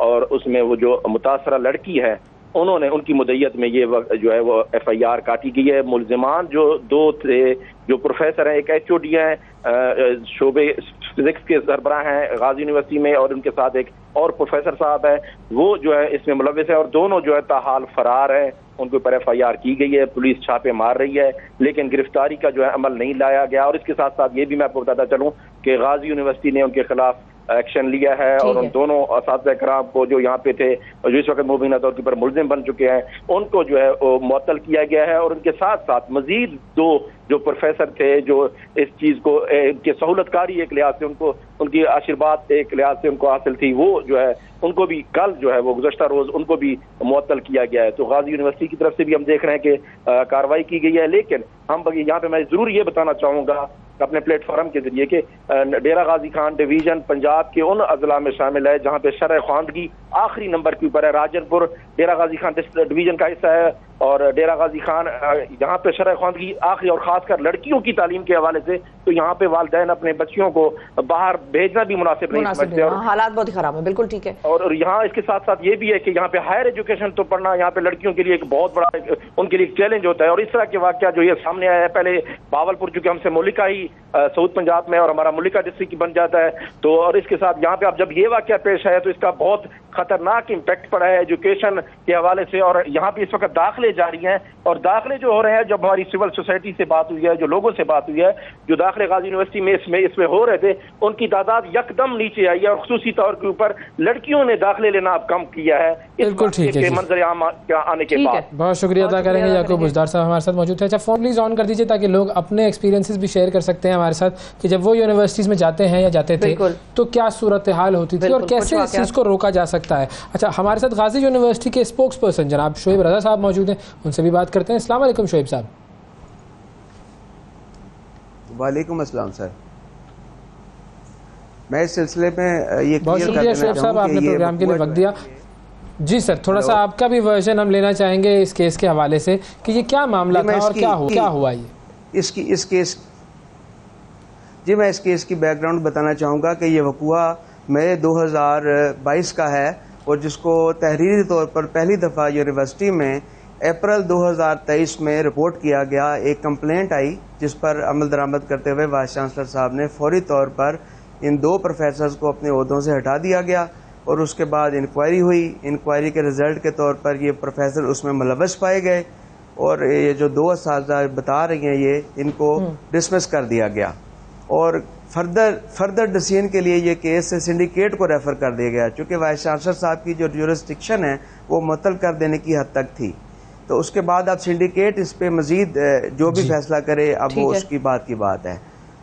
تو یہ ویڈیو جو ہے یہ پرانی ہے, اپریل 2023 کی ویڈیو ہے. ٹھیک ہے, تو یہ 4 ماہ پرانی ویڈیو ہے. یہ ویڈیو بھی پرانی ہے جو یعنی کہ اب موجودہ جی یونیورسٹی اس پہ عمل درآمد کر چکی ہے, اپنا ایکشن لے چکی ہے اور اس پہ وائس چانسلر کی طرف سے زیرو ٹالرنس ہے. یونیورسٹی نے بہت بہترین بات ہے, وائس چانسلر صاحب کو اس چیز کا احساس ہوا, انہوں نے اپنی پاورز کا اختیار استعمال کرتے ہوئے زیرو ٹالرنس ہے میم, اس کے اوپر ہمارے رپورٹر اس پہ ہرگز برداشت نہیں کیا جا سکتا. انہوں نے کہا یہ ٹیچرز اب فرار ہیں, ایف آئی آر ہو گئی ہے اور ٹیچرز فرار ہیں. تو جب اس قسم کا سنگین معاملہ ہو, جب اتنا ہی سیریس نوعیت کا کیس ہو, تو کیا یونیورسٹی کو بس صرف اتنا ہی کرنا چاہیے تھا کہ معطل کر کے آپ جانے اور آپ کا کام جانے والا ہوتا, یا یونیورسٹی ایف آئی آر کرانے میں, ان کو پکڑنے میں اسٹوڈنٹ کے ساتھ ہوتی؟ وہ فرار کیسے ہو گئے, کیوں ہو گئے؟ مطلب نہیں, یونیورسٹی ایف آئی آر نہیں دیکھیے بات سنیے, یونیورسٹی ایف آئی آر نہیں کروا سکتی. یونیورسٹی کی اپنی ایک جورسڈکشن تھی وائس چانسلر صاحب کی, انہوں نے ان کو معطل کر دیا. اب جو ایف آئی آر تھی وہ ان کی بچی نے یا اس کے والدین نے کروانی تھی, جو انہوں نے اب کروائی ہے, تو جبکہ یہ ان کو پہلے ہی کروا دینی چاہیے تھی. یونیورسٹی ادارہ نہیں یہ ایف آئی آر کروا سکتا. جو ہم ایکسٹریم سٹیپ لے سکتے تھے وہ لیا ہم نے. ادارے نے جب معاملے پر بچی اور اس کے والدین کی میٹنگز وغیرہ ادارے سے وائس چانسلر سے ہوئیں, کوئی اس قسم کی گائیڈ لائن ان کو فراہم کی گئی؟ کیونکہ ایک تو جو فیملی گزر رہی ہوتی ہے ان کو تو ہاتھ پاؤں پھولے ہوتے ہیں, ان کو تو نہیں سمجھ آتی کہ بھائی کرنا کیا ہے. میں بلیم نہیں کر رہی آپ کو, آپ لوگوں نے بھی جو کام کیا مکمل اپنے جورسڈکشن میں رہتے ہوئے. میں صرف یہ جاننا چاہ رہی ہوں کہ کیا کاؤنسلنگ کے لیے, ان کو آگے بتانے کے لیے, سمجھانے کے لیے کہ بھائی یہ بھی آپ کا راستہ ہو سکتا ہے. بعض اوقات جو اس سچویشن میں ہوتا ہے وہ نہیں کلیئرلی سوچ سکتا, آس پاس کے لوگ زیادہ کلیئرلی ان کو بتا سکتے ہیں کہ بھائی یہ آپ کر سکتے ہیں, یہ کریں. اس قسم کی کچھ ہوئے سیشنز یونیورسٹی کے؟ بالکل ریگولر, وہ لوگ ریگولر کانٹیکٹ میں, وہ بچی اور اس کے والدین ریگولر ہمارے کانٹیکٹ میں رہے ہیں انکوائری کمیٹی کے ساتھ, وائس چانسلر صاحب کے ساتھ. ان کو مکمل گائیڈ کیا, مکمل بتایا, لیکن وہ ریلیکٹنٹ رہے ہیں کہ ہم ایف آئی آر میں نہیں جانا چاہتے, اور وہ سیٹسفائی ہو چکے تھے کہ یونیورسٹی نے اپنی جو کارروائی کی ہے وہ ٹھیک ہے, اب سنڈیکیٹ فردر ان کا ڈیسیژن کر دے گی. وہ مطمئن تھے. لیکن یہ اس ویڈیو کے آنے کے بعد ایک جیسے سوشل پریشر سنڈیکیٹ کیا ڈیسیژن کرتی ہے پر انہوں نے ایف آئی آر کروا دی. سر سنڈیکیٹ اس میں فردر ڈیسیژن کر سکتی ہے کہ ان کی ریموول فرام سروس, اور وہ کہیں جاب کرنے کے بھی نہیں رہیں گے. تو اب چونکہ یہ معاملہ پولیس میں ریفر ہو چکا ہے, پولیس اس میں ایکچولی سنڈیکیٹ کی فارمیشن میں تھوڑا سا ڈیلے ہے, ورنہ تو ایک دن بھی نہ ہو وائس چانسلر صاحب کی زیرو ٹالرنس ہے اس معاملے میں. یہ معاملہ اتنا سینسٹیو ہے کہ ہم اس پہ فوری عمل درآمد کرتے. تو اب چونکہ معاملہ پولیس پہ جا چکا ہے, اس میں پولیس اپنی تیار کریں گے.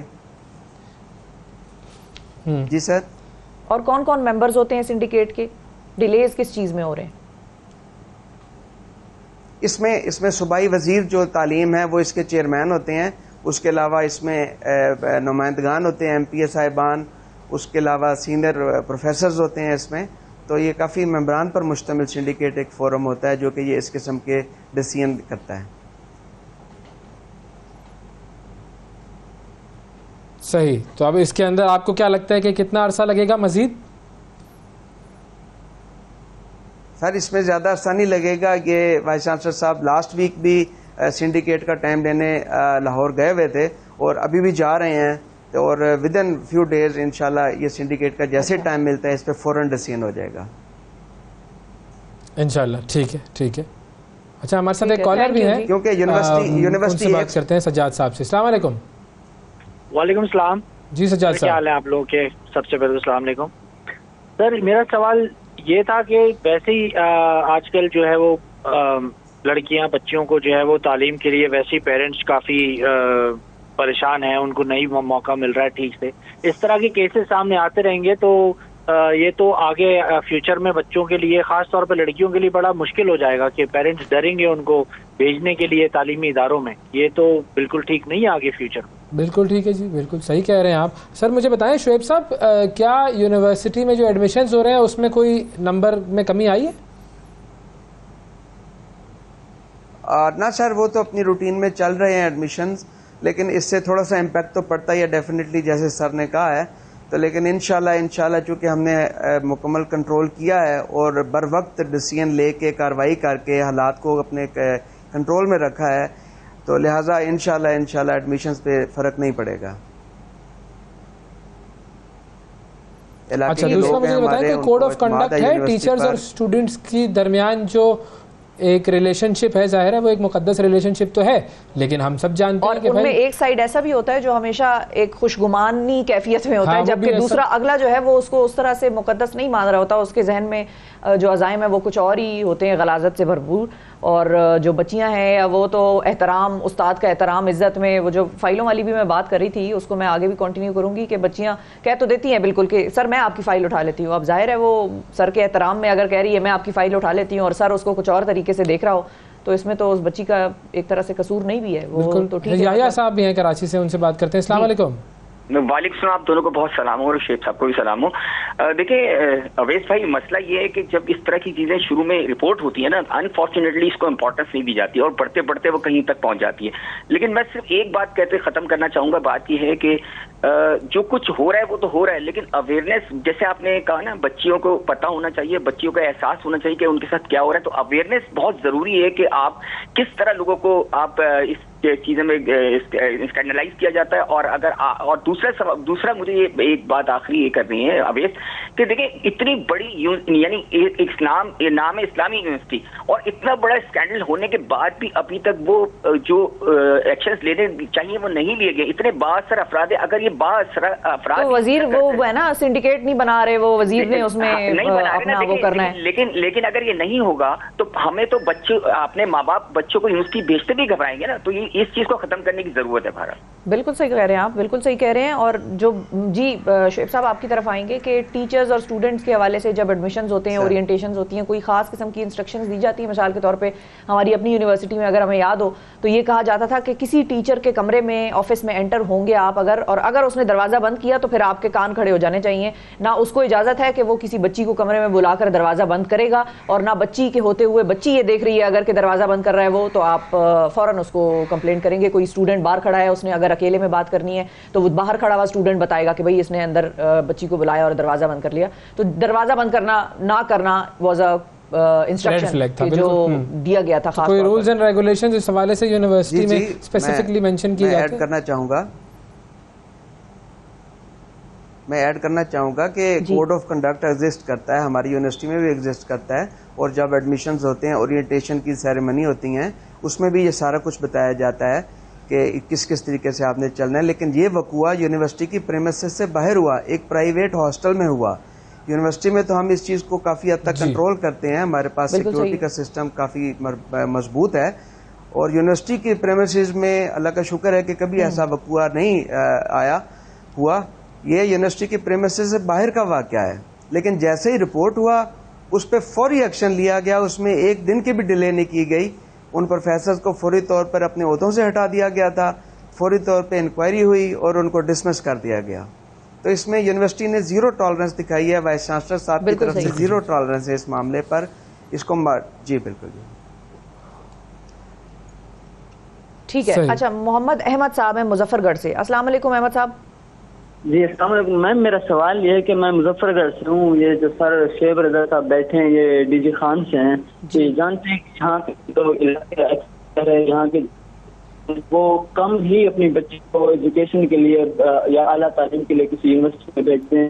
تو اگر اس طرح کے واقعات ہمارے ان علاقوں میں ہوں گے, مطلب یہ جو وہ علاقے سے کہہ سکتے ہیں کہ جنوبی پنجاب میں مظفر گڑھ کے علاقہ ہے, ڈی جی خان کا علاقہ پھر یا اسلامیہ یونیورسٹی کا یہ جو واقعات ہو رہے ہیں, اگر اس طرح کے واقعات ہوتے رہے تو پھر تو لوگ جو تھوڑے بہت بھیجتے ہیں وہ بھی کم کر دیں گے. اس کے لیے میرا سر سے سوال ہے کہ آپ نے اس کے لیے کیا حکمت عملی آگے کی بنائی ہوئی ہے کہ آپ لوگوں کو اگر اس طرح کے واقعات ہوتے رہے تو پھر لوگ کیسے اپنی بچیوں کو تعلیم اعلیٰ تعلیم کے لیے یونیورسٹی. صحیح سر. فیوچر پریونشن اسٹریٹجی آپ لوگوں کی کیا ہے اور باقی یونیورسٹیز میں کیا ہونی چاہیے؟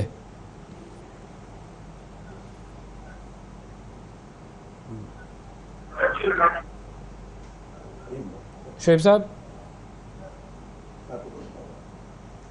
جی جی شعیب صاحب آپ کو آواز آ رہی ہے؟ میں نے پہلے ہی بتایا کہ جی آواز آ رہی ہے. آپ کو آ رہی ہے سر؟ جی جی آ رہی ہے سر. ہمارا انٹرنل سسٹم کافی اسٹرانگ ہے یونیورسٹی کا. ہمارا یونیورسٹی کا ہماری یونیورسٹی کا جو انٹرنل سسٹم ہے وہ کافی اسٹرانگ ہے. اس میں director student affair, director counselling وہ کافی ایکٹیو ہیں اور اس قسم کے وقوع یونیورسٹی کی حدود کے اندر کبھی بھی نہیں ہوا الحمدللہ. تو انشاءاللہ ہم آئندہ بھی یہی کوشش ہوگی کہ یونیورسٹی کا جو انوائرمنٹ ہے وہ پیسفل ہی رہے. اور ماشاءاللہ اس وقت 12,000 کے قریب طلبہ و طالبات ہمارے پاس زیر تعلیم ہے, جس میں سے آدھی سے زیادہ تعداد فیمیل کی ہے. تو اعتماد ہے والدین کا ہمارے پاس. یہ پہلا ہی ایک ایسا وقوع ہے, لیکن یہ یونیورسٹی کی حدود کے باہر کا واقعہ ہے. ڈیفینیٹلی اس کا تھوڑا بہت امپیکٹ تو آئے گا, لیکن اوورآل انشاءاللہ ہم اپنے داخلے بھی ہمارے ٹھیک ہوں گے اور ہم پیسفل انوائرمنٹ بھی دیں گے انشاءاللہ. بہت شکریہ ادا کریں گے. جی شعیب رضا صاحب ہمارے ساتھ موجود تھے, غازی یونیورسٹی کی اسپوکن. دیکھیں بنیادی چیز یہ ہے کہ جب اللہ تعالیٰ نے انسان کو اس دنیا میں بھیجا ہے اور مرد اور عورت میں تقسیم کیا ہے اور ان دونوں جنسوں کے درمیان ایک اٹریکشن رکھی ہے, تو یہ سسٹم تو نیچرل ہے, لیکن اس اٹریکشن کو ڈیل کرنا کس طریقے سے ہے یہ بھی ہمیں سکھایا گیا ہے. یہ ہمیں سکھاتا کون ہے؟ یہ سکھاتا ہمیں ہمارا دین ہے, ہمارے والدین سکھاتے ہیں. رولز اینڈ ریگولیشنز کے تحت یہ انٹریکشن ہونی چاہیے. انٹریکشن کے بغیر کام نہیں چل سکتا. ظاہر ہے جب آپ دنیا میں ہیں تو آپ انٹریکٹ تو کریں گے, بات تو ہوگی. مختلف موقعوں پر ایک دوسرے سے انٹریکٹ کیا جائے گا مردوں اور عورتوں کی طرف سے, لیکن وہ انٹریکشن اگر بغیر کسی رولز کے ہوگی, بغیر کسی تربیت کے ہوگی, تو پھر اس طرح کے معاملات سامنے آئیں گے. اور اس میں یونیورسٹی کی بات نہیں ہو رہی, وہ آفیسز بھی ہو سکتے ہیں, وہ سڑکیں بھی ہو سکتی ہیں, وہ کالجز, کوئی بھی جگہ ہو سکتی ہے جہاں پر مرد اور عورت ایک ساتھ ہیں. پرابلم کریٹ ہو سکتی ہے, اور اس پرابلم سے بچنے کا طریقہ صرف اور صرف یہی ہے کہ تربیت کی جائے معاشرے کے افراد کی دینی خطوط پر, نمبر 1. اور نمبر 2 کہ جب کوئی اس طرح کا واقعہ پیش آئے تو پھر اس شخص کو جو ذمہ دار ہے اس واقعے کا, اس کو سزا دی جائے. بالکل گھبرائیں نہیں. یہ گھبرا جاتی ہیں لڑکیاں, بالکل اس میں کوئی شک نہیں ہے. اور یہ آنکھوں دیکھا حال, تو اس قسم کے کتنے واقعات تو میں نے خود دیکھے ہیں لڑکیوں کے ساتھ. ہمارے ایک سر تھے جو اسکول میں ڈکٹیٹ کرا رہے تھے ہمیں سوال, اور وہ چل رہے تھے کلاس میں اور سب ڈکٹیٹ کراتے کراتے واک کر رہے تھے, اور انہوں نے ہماری یہ کلاس فیلو کی بالیاں دیکھیں, اس نے کان میں بالیاں پہنی تھیں, اور انہوں نے آ کے باقاعدہ طور پہ اس کی بالیاں کھولیں, اور ہم 40 لڑکیوں کی کلاس بیٹھی ہوئی تھی, اور 40 میں سے کوئی ایک نہیں بول سکی کہ یہ آپ کیا کر رہے ہیں, آپ ہاتھ کیوں لگا رہے ہیں. انہوں نے کہا کہ انہوں نے کہا یہ تو الاؤڈ نہیں ہے, آپ لوگوں کے یونیفارم میں اس چیز کی اجازت نہیں ہے, آپ نے بالیاں, اور باقاعدہ طور پہ پوری اٹینشن کے ساتھ اس کے کان کی بالیاں اتار رہے ہیں. بھئی آپ ہوتے کون ہیں؟ اور نہ اس وقت میں بولی جو آج یہاں پر بیٹھ کے بہت بول رہی ہے, اور نہ اس وقت کوئی اور لڑکی بولی. اور جو اس وقت کی میچورٹی کا لیول, اس وقت کے فیئرز الگ ہوتے ہیں, لیکن والدین اپنی بچیوں کو ایک کانفیڈنس دیں گے کہ اگر کبھی کوئی کسی طرح کا واقعہ ہو, پہلے تو تربیت کریں ان کی کہ کیا کیا ہو سکتا ہے پرابلم, اور اگر کبھی کوئی پرابلم ہو, اللہ نہ کرے خدا نخواستہ کوئی ایسی پرابلم ہو, تو ہم آپ کے لیے موجود ہیں. بالکل. اور ایسی کوئی بات نہیں ہے جو اکیلے میں ہو سکتی ہے اور کلاس کے درمیان نہیں ہو سکتی ہے. اس کی ایک اور بہرحال میں تو خیر یہ بھی مانتا ہوں کہ دنیا کا کوئی ایسا سبجیکٹ نہیں ہے جو کہ کوئی ایجوکیشن میں پڑھنا ضروری ہوتا ہے. آپ الگ الگ بھی سارے سبجیکٹ پڑھ سکتے ہیں, لیکن ظاہر معاشرہ ہے, ظاہر ہے معاشرے میں آپ اسکول میں انٹریکٹ نہیں کریں گے تو دنیا میں تو انٹریکٹ کریں گے ہی نا, تو وہ رولز اینڈ ریگولیشنز آپ کو آنے چاہیے. بالکل. اور دوسری ایک چیز یہ بھی ہے کہ ایک مرتبہ نمبر بڑھا رہے تھے, نمبر کی پیپر چیکنگ ہو رہی تھی, انہوں نے کہا دیکھ لو بھائی سب کے ہر سوال کے نمبر لگے ہیں, تو ایک لڑکی کا ایک سوال کا نمبر نہیں لگا تھا, 5 نمبروں کی ساری کہانی تھی. اس 5 نمبروں میں وہ گئی روسٹرم پہ, اس نے سر کو کہا کہ سر یہ میرے آپ نے اس کوسچن کے نمبرز ایڈ نہیں کیے. انہوں نے کہا ہاں ٹھیک ہے. اب جب ایکسرسائز ہی یہ ہو رہی ہے, پوری کلاس ڈیڈیکیٹڈ ہے اس کے لیے کہ آپ دیکھیں نمبر رہ گئے ہیں تو مجھے بتائیں میں لگا دوں گا, تو اس کے 5 نمبر نہیں لگے تھے. انہوں نے کہا ہاں ٹھیک ہے یہ لگے تو نہیں ہے, آفس میں آ کے بڑھوا لینا. نہیں بھائی آفس میں آ کے نہیں بڑھوا لینا, میں نے آپ کو دے دیا, ہمارا پورا پیریڈ ڈیڈیکیٹڈ ہے, آپ ادھر ہی میرے نمبر لگائیں, بات ختم ہو گئی. تو کچھ چیزوں پر لڑکیوں کو بھی جس کو کہتے ہیں کہ سوئفٹ طریقے سے فرم ہونا پڑے گا کہ آپ یہ کام کریں. بالکل. بہت شکریہ جی, بہت شکریہ. یہ سیگمنٹ ہم نے کیا اور بڑی ڈیٹیل میں اس پر بات کی. وقفہ لیتے ہیں, وقفے کے بعد دوبارہ حاضر ہوں گے, ہمارے ساتھ رہیے گا. صبح سویرے پاکستان, صبح سویرے پاکستان, صبح سویرے پاکستان. ویلکم بیک جی. غربت کی لکیر سے نیچے اب ہمارے کتنے لوگ ہیں جو زندگی گزارنے پر مجبور ہیں. پاورٹی ایلیویشن کے حوالے سے ہم نے بات کرنی ہے, اور پاکستان کی فی کا آمدنی اور کچھ فگرز اگر ہم آپ کے سامنے شیئر کریں آپ سے, تو پاکستان کی فی کا آمدنی $1550 ہے, جبکہ بھارت کی $2210 ہے اور بنگلہ دیش کی $2660 ہے. گلوبل ہنگر انڈیکس کی اگر ہم بات کریں تو پاکستان 129 ممالک میں 99 نمبر پر ہے.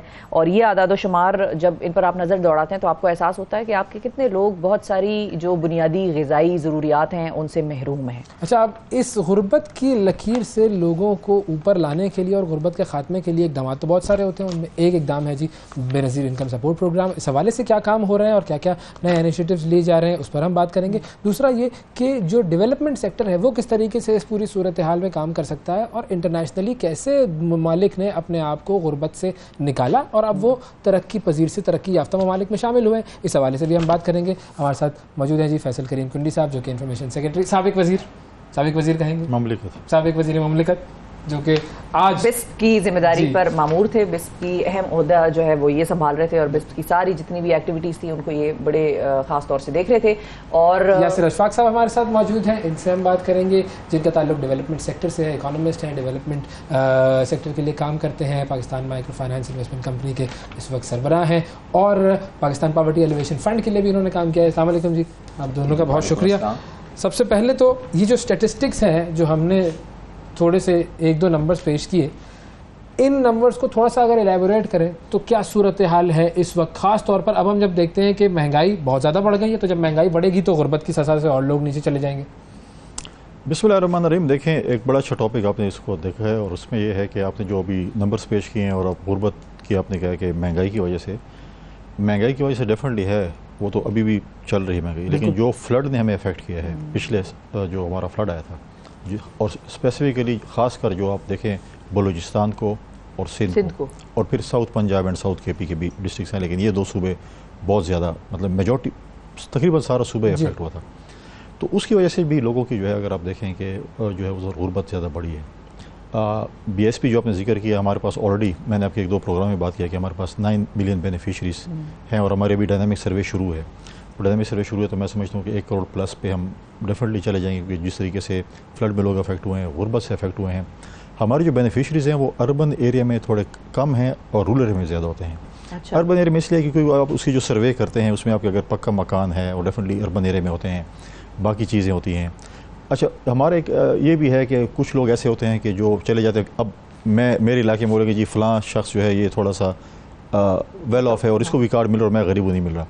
اب وہ انٹرویو آپ کو ہوتا ہے, اس میں آپ کو بتانا پڑتا ہے کہ آپ کے پاس کیا کیا چیزیں ہیں. کچھ لوگ ایسے جاتے ہیں کہ میرے پاس بالکل فارغ بیٹھا ہوں, نہ گھر ہے نہ یہ ہے, تو یہ چیزیں وہ کہتے ہیں. تو سروے میں جب جاتے ہیں تو کہتے ہیں تو بالکل غریب ہے, تو مطلب ہے کہ اس میں ان کو کارڈ مل جاتا ہے. لہٰذا یہ چیزیں ہیں, جس طرح ابھی پی پی ایف کا آپ نے ذکر کیا ان کا بھی, تو کیونکہ یہ پاورٹی ایلیویشن منسٹری کے ساتھ ہے, ہمارے ساتھ پاورٹی ایلیویشن میں جیسے پی پی ایف ہے, N R D M F ہے, اور باقی ایسے ادارے ہیں جو کہ اس کے ساتھ پاورٹی ایلیویشن کے ساتھ پاورٹی ایلیویشن کے ساتھ کام کر رہے ہیں. تو اس میں بھی ہم اس کو دیکھ رہے ہیں کہ دیکھیں ہم نے ان کے ساتھ اس کو اٹیچ کیا ہوا ہے.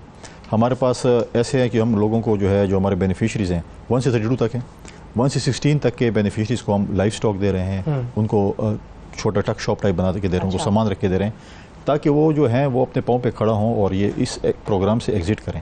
صحیح. مجھے خوشی نہیں ہے محسوس ہوگی کہ میں کہوں گا 1 کروڑ میں کہوں کم ہوں گے تو میں خوشی ہوں گی. ہم ان کے بچوں کو جو ہے ٹیوشن اسکول فیس دے رہے ہیں, 2500 بچی کو دے رہے ہیں, 2000 بچے کو دے رہے ہیں. ہم نے پہلے 500 نے بڑھا دیے.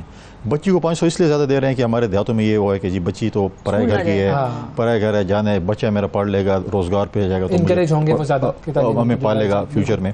تو ہم نے 500 اس لیے کیا تھا کہ وہ انکریج ہوں, بچی کو بھی پڑھائیں. صحیح. اس طرح ہم ان کو کالج اور یونیورسٹی پہ بھی ان کو وہ دے رہے ہیں, اسکالرشپس دے رہے ہیں تاکہ وہ اپنے پاؤں پہ کھڑے ہوں, ووکیشنل ٹریننگ کریں, اوورسیز منسٹری کے ساتھ اٹیچ ہوں, اور یہ ان کو جو ہے وہ ان کو ملک سے باہر بھیجے, ہنر ان کے پاس ہے, تاکہ اس پروگرام سے ایگزٹ ہوں. صحیح. اچھا یاسر صاحب, آپ نے جو کہ پاکستان پاورٹی ایلیویشن فنڈ کے ساتھ بھی کام کیا, آپ کی کیا آبزرویشنس تھی, کہاں کی جو ایریاز ہیں ہم کس وجہ سے ابھی تک اپنے آپ کو اس غربت والی لکیر سے لوگوں کو اوپر لانے میں کوئی زیادہ بہتر طور پہ کام شاید نہیں کر سکے, اتنا افیکٹو ہمیں کہاں فالٹ لائنز کہاں ہیں؟ دیکھیں, آپ نے جو مینشن کیا نا انڈیا اور بنگلہ دیش, سو اگر آپ ہمارے پاورٹی لیولز دیکھیں اور ہمارے طرح کے دوسرے ممالک کے پاورٹی لیولز, ٹھیک, مطلب جو ہمارے سملر پاورٹی لیولز ہیں, سو ہمارا پاورٹی کا لیول بڑا ڈفرینٹ ہے. اچھا. وہ اس لیے کہ سیم انکم لیول کی جو کنٹریز ہیں, جب ہم ان کو کا مقابلہ کرتے ہیں, ہمارا level of literacy, women empowerment and inclusion, child mortality, اور جو women جو at the time of delivery جو mortalities ہوتی ہیں وہ تقریباً ڈبل ہیں ان کنٹریز سے, although same level of poverty. بالکل صحیح ہے. So I think ہمیں یہ سوچنے کی ضرورت ہے کہ ہم نے, جیسے ابھی کنڈی صاحب ذکر کر رہے تھے, کہ ہم نے اپنے ہیومن ڈیولپمنٹ جو ریسورس ہیومن ڈیولپمنٹ کہاں تک کی ہے. سو کیا ہم نے ایجوکیشن میں, فار ایگزامپل آپ بنگلہ دیش کی مثال دے رہے تھے, آئی تھنک کافی اب یہ پاپولر ہو گیا کہ پاپولیشن بنگلہ دیش کی 1971 میں 70 ملین تھی, بالکل, اور ہماری 60 ملین تھی. اب وہ 170 ملین پہ ہیں اور ہم 241 ملین جو ہے نئے انڈیکس آئے. سو یہ ہم جتنی مرضی حکومت کوشش بھی کر لے, آئی تھنک کہ وہ پاپولیشن اتنی تعداد سے بڑھتی ہے. سو انفارچونیٹلی اتنا اسکوپ ہے کام کرنے کا اور اتنا مواقع ہیں چیزوں کو ایڈریس کرنے کے لیے, بٹ جو آپ نے کہا کہ کیا کیا جا سکتا ہے, دیکھیں, ایک تو بہت ضروری ہے کہ کنسسٹنسی آف پالیسیز. دنیا میں جہاں پہ ترقی ہوئی ہے, چائنا نے ان 40 ایئرس 800 ملین پیپل کو پاورٹی لائن سے اوپر نکالا, ٹھیک ہے.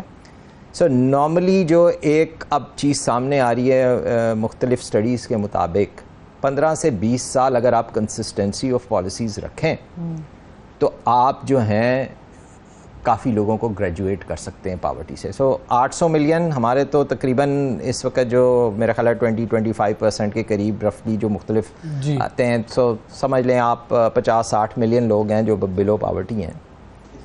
10-15 سال اگر آپ کنسسٹنسی آف پالیسیز رکھیں, جس میں فار ایگزامپل بنگلہ دیش نے کیا کیا, انہوں نے کہا کہ جی یہ ٹیکسٹائل ایکسپورٹ میں ہم نے جو ہے کام کرنا ہے, تو انہوں نے انسینٹیوز دیے ایکسپورٹرز کو, انہوں نے ڈیولپ کیا ٹریننگ سے اس سیکٹر کے لوگوں کو کہ ہاں جنہوں نے سٹچنگ کرنی ہے اور چیزیں کرنی ہیں, اور خواتین کو لے کے آئے وہاں پہ, بالکل. اور ان کی جو ابھی ہم اگر مائکرو فائنانس پہ کریں گے, ان کی خواتین کی جو فائنینشیل انکلوژن ہے اور چیزیں ہیں وہ ہم سے بہت آگے ہیں. سو یہ بہت امپورٹنٹ چیز ہے. ذکر کرنا چاہوں گا, اس کے بعد بات کروں گا میں. سر, اب بے نظیر انکم سپورٹ کے اندر ایک خوش نصیب پروگرام ہے جس میں تسلسل چل رہا ہے. ہاں, وہ پروگرام بھی تسلسل سے چل رہا ہے, اور اس کے اندر خواتین کی انکلوژن جو ہے اس کے بارے میں تھوڑا سا اگر بتا سکیں.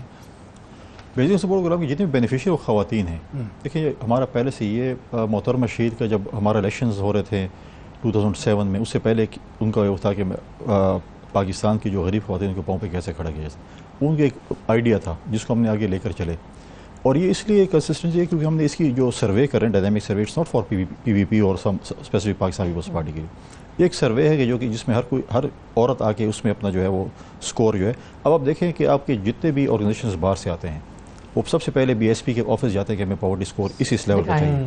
ابھی ہمارے ساتھ بہت سے, جیسے اب نیوٹریشن کا پروگرام خواتین کے حوالے سے ہم کر رہے ہیں, ورلڈ فوڈ پروگرام ہمارے ساتھ کام کر رہے ہیں, جی آئی زیڈ نے ہمیں ابھی موبائل وینس دیے تاکہ بلوچستان یا ایسے علاقوں دور دراز علاقوں میں جس میں سروے کرنی پڑے, نادرا وینس کی طرح ہمیں 45 وینس دیے انہوں نے کہ آپ جا کر ان علاقوں میں بھیجیں تاکہ وہ لوگ جو ہیں وہ اس سے نمبرز بھی سامنے ہیں تاکہ ڈیزرونگ لوگ بھی سامنے ہیں. اس طرح بہت سے آرگنائزیشنز ہیں جو کہ آ کے بی ایس پی کے پاس آتے ہیں کیونکہ اس میں ایک ٹرانسپیرنسی ہے اور اس میں آپ کے پاس سروے ہے. آپ کسی کا بھی آئی ڈی کارڈ جس سروے ہوئی آئی ڈی کارڈ نمبر آپ دیں گے تو جب آپ کلک کریں گے آپ کو ڈیٹا آ جائے گا کہ کتنا اسکور اس کا ہے اور یہ پاورٹی ہے کس حد تک اس کا مطلب وہ ہے. اچھا اس میں ٹرانسپیرنسی میں ایک اور چیز بھی آپ لوگوں نے ایڈ کی ہے کہ اب اکاؤنٹس کھل گئے ہیں لوگوں کے. ابھی ہم نے ریسنٹلی ہم نے جو ہے وہ بے نظیر پروٹیکشن اکاؤنٹ کھولے. پہلے یہ تھا کہ ڈاکخانے کے ذریعے جاتے تھے, پھر اے ٹی ایم کارڈ کے ذریعے جاتے تھے, پھر ابھی ہمارے جو ہے نا جو 2 بینک تھے الفلاح اور حبیب بینک, اس کے ہمارے ریٹیلرز تھے, ان کے تھری لوگوں کی کمپلینٹ تھی تینوں اس سلسلے میں یہ کوئی 500 کاٹ رہا ہے, کوئی 1000 کاٹ رہا ہے, کوئی 1500 کاٹ رہا ہے, کیا کر رہا ہے. ابھی ہم نے پائلٹ پروجیکٹ 7 ڈسٹرکٹس میں شروع کیا آل اوور پاکستان, جس میں 4 بینک آ چکے ہیں ہمارے پاس. باقی بھی جو بھی اگلے 2 مہینے میں اسٹیٹ بینک کے اندر جتنے بھی رجسٹرڈ بینک ہیں ان میں آپ کسی بھی بینک میں فری آف کاسٹ اکاؤنٹ کھولیں گے, اس کے پیسے بی ایس پی دے گی. اچھا, اور آپ کو جب وہ بی ایس پی کہے گی کہ اتنے بینیفیشریز نے, ایک بینک بولے گا جی ہمارے ساتھ 100 بینیفیشری میں کھولے, تو ہمارے پاس ان کا ڈیٹا آ جائے گا, تو ہم ڈائریکٹ ڈیبٹ کے ذریعے ان کو جو ہے وہ پیسے ٹرانسفر کریں گے. اس اکاؤنٹ کو وہ یوز کر سکتے ہیں روزمرہ کے اس کے لیے بھی, کہ آپ اپنے اکاؤنٹ جیسے ہوتا ہے یوز کرتے ہیں, پیسے ڈال رہے ہیں نکال رہے ہیں, یہ تو وہ بھی وہ کر سکتے ہیں. ان کو اے ٹی ایم کارڈ بھی ملے گا, چیک بک ملے گی, ایک بے نظیر کارڈ بھی ان کو ملے گا. اگر وہ کہیں یوٹی اسٹور کی اسکیم آ رہی ہے, کوئی اور اسکیم آ رہی ہے, تو وہ اپنا کارڈ دکھا کے آئی ڈی کارڈ ٹائپ تو اس سے مستفید ہو سکتے ہیں. تو یہ ان کی ایک ٹرانسپیری کی طرف جا رہے ہیں تاکہ مڈل مین کا کردار بیچ میں ختم ہو جائے. اور یہ اس میں یہ ہے کہ اگر اس وقت وہ پیسے نہیں نکالنا چاہے 6 مہینے تک سال تک پڑے رہیں گے, ضروری نہیں کہ آپ کے پیسے آ گئے اور آپ کو رش کرنا پڑے گا اور ادھر بھگدڑ ہوتی ہے روزانہ, یہ چیز ہوتی ہے, یہ چیزیں ختم ہو جائے گی. اور یہ کم از کم ہم سمجھتے ہیں کہ یہ ایک پراپر یہ ہے کہ ٹرانسپیرنسی اس کے اندر جو ہے وہ بہت بہتر ہو جائے گی. اچھا یاسر صاحب, اب جیسے ہم بات کر رہے تھے کہ مائکرو فائنانس جو ہے وہ کتنا رول پلے کر سکتا ہے کسی بھی ملک کی ترقی میں اور لوگوں کو غربت سے نکالنے میں, کیونکہ جیسے ہم نے بات کی بنگلہ دیش کی, تو وہاں پر گرامیان بینک کا جو ماڈل ہے وہ بڑا زبردست ہے. وہاں پر انہوں نے خواتین کے اوپر ہی فوکس کر کے اور ان کے اوپر انویسٹ کیا, ان کو قرضے دیے, ری پیمنٹ ریٹ بھی ان کا بڑا زبردست ہے. تو مائکرو فائنانس کا ہمارے یہاں پر کتنا رجحان ہے اور کیا اتنا سکسیزفل ہو سکتا ہے؟ دیکھیں جی, سب سے پہلے تو مائکرو فائنانس نے جو ایک چیز باقی سب سیکٹر سے ڈفرینٹ ہے, وہ تقریباً 50% جو کلائنٹس ہیں مائکرو فائنانس انسٹیٹیوشنس کے وہ خواتین ہیں. اچھا, so in like any other sector, ٹھیک ہے, آپ میں کسی اسپیسیفک سیکٹر کی بات نہیں کرتا ہوں. بنگلہ دیش میں not only Grameen but BRAC and other institutions, انہوں نے صرف مائکرو فائنانس نہیں کیا. اچھا, ٹھیک ہے, ایک تو جنرل اکنامک ڈیولپمنٹ بہت ضروری ہے کسی بھی ملک کے لوگوں کی ترقی کے لیے اور غربت کم کرنے کے لیے. سو وہ بہت امپورٹنٹ ہے, خالی ایک انسٹرومنٹ سے نہیں. انہوں نے کام یہ کیا کہ نہ صرف انہوں نے کلائنٹ کو سینٹر میں رکھا, جس کو ایک آج کل ایکو سسٹم اپروچ کہتے ہیں, جو کہ آپ امیزون سے لے کے آپ بہت سارے جو اس وقت ٹاپ 10 کمپنیز ہیں فار کیپٹل کے لحاظ سے, ان کو اگر دیکھیں انہوں نے ایکو سسٹم اپروچ کی ہے کہ کلائنٹ کو, ایک کسان کو پیسے خالی نہیں چاہیے, اس کو اس کی الٹیمیٹ گول کیا ہے, اچھی کراپ. ٹھیک ہے, اگر ہم سیکٹرز پہ آئیں گے کہ کیا سیکٹر, اس کا الٹیمیٹ تو کیا اس کو پیسے کے بعد اچھے بیج مل رہے ہیں. So BRAC is now the largest seed providing company in Bangladesh. ٹھیک ہے, سو انہوں نے کہا کہ ہمارے کلائنٹ کو پیسوں کے علاوہ کیا چاہیے. صحیح, ٹھیک ہے, انہوں نے کہا اچھا یہ ڈیری میں ہے تو ڈیری کی انہوں نے ویلیو چین سٹارٹ کر دی. ٹھیک ہے, اسی طرح اور انہوں نے دیکھا کہ کس کو کیسے فیسیلیٹیٹ کرنا ہے. سو اگر آپ بالکل کمیونٹی گراؤنڈ لیول پہ, جیسے بسک میں کام ہو رہا ہے کہ اچھا وہ خواتین کو کی پڑھائی تعلیم کے لیے انہوں نے اسپیسیفک ٹارگیٹس رکھے. سو میرا یہ خیال ہے کہ خالی ایک انسٹرومنٹ فائنینشیل انکلوژن بہت ضروری ہے, کیونکہ وہ ایک ڈاکیومنٹ بھی کر دیتی ہے آپ کو, اور آپ کو کنٹینیوس جو ہے کیش فلوز یا جب بھی آپ کو کوئی ایمرجنسی آتی ہے تو وہ پرووائڈ کرتی ہے, اور آپ کے بزنس کو بھی. بٹ اس کے ساتھ ساتھ آپ کو باقی اوور آل جو ہے سسٹم کو بھی ڈیولپ کرنا ہے. وہ اب ہماری انسٹیٹیوشنز اب آہستہ آہستہ میرا خیال ہے اس طرف سوچنا شروع. ایک چیز جو میں سمجھنا چاہ رہا ہوں کہ ہم لوگ ہمیشہ یہ دیکھتے ہیں کہ گورنمنٹ سیکٹر کا اور پرائیویٹ سیکٹر کا بڑا فرق ہے. اچھا, آپ نے پی پی اے ایف میں بھی کام کیا, اب آپ پی ایم آئی سی میں کام کر رہے ہیں, گورنمنٹ سیکٹر اور پرائیویٹ سیکٹر, تو وہ کیا کر رہا تھا, اس میں کیا چیزیں ایسی تھیں جو کہ ہم کہہ سکتے ہیں کہ یس یہ ان کے بیسٹ پریکٹسز ہے, اور اب پی ایم آئی سی کیا کرتا ہے, تو وہ کیا بیسٹ پریکٹسز ہیں, ان میں فرق کہاں آتا ہے؟ دیکھیے جی, P M I C is an offshoot of P P F. اچھا, سو ہائیو آف ہوا ہے. ٹھیک ہے, اس کا جو مائکرو فائنانس کا آپریشن تھا اس میں پھر 2 اور پارٹنرز آئیں, ایک KfW which is a German development bank and FCDO through Karandaaz. FCDO UK جو پرانا ہوتا تھا. So these are the 3 institutions PPF کے سمیت جو کہ اس کو رن کر رہے ہیں. وہاں پہ مور PPF جو تھا وہ ایک گرانٹ آرم تھا اور ایک مائکرو فائنانس آرم تھا. تو گرانٹ آرم وہ ابھی بھی آپریٹ کر رہا ہے گورنمنٹ کی مختلف اسکیمس کو امپلیمنٹ کرنے, کمیونٹی ڈیولپمنٹ کے لحاظ سے, ایجوکیشن, ہیلتھ اور اس میں.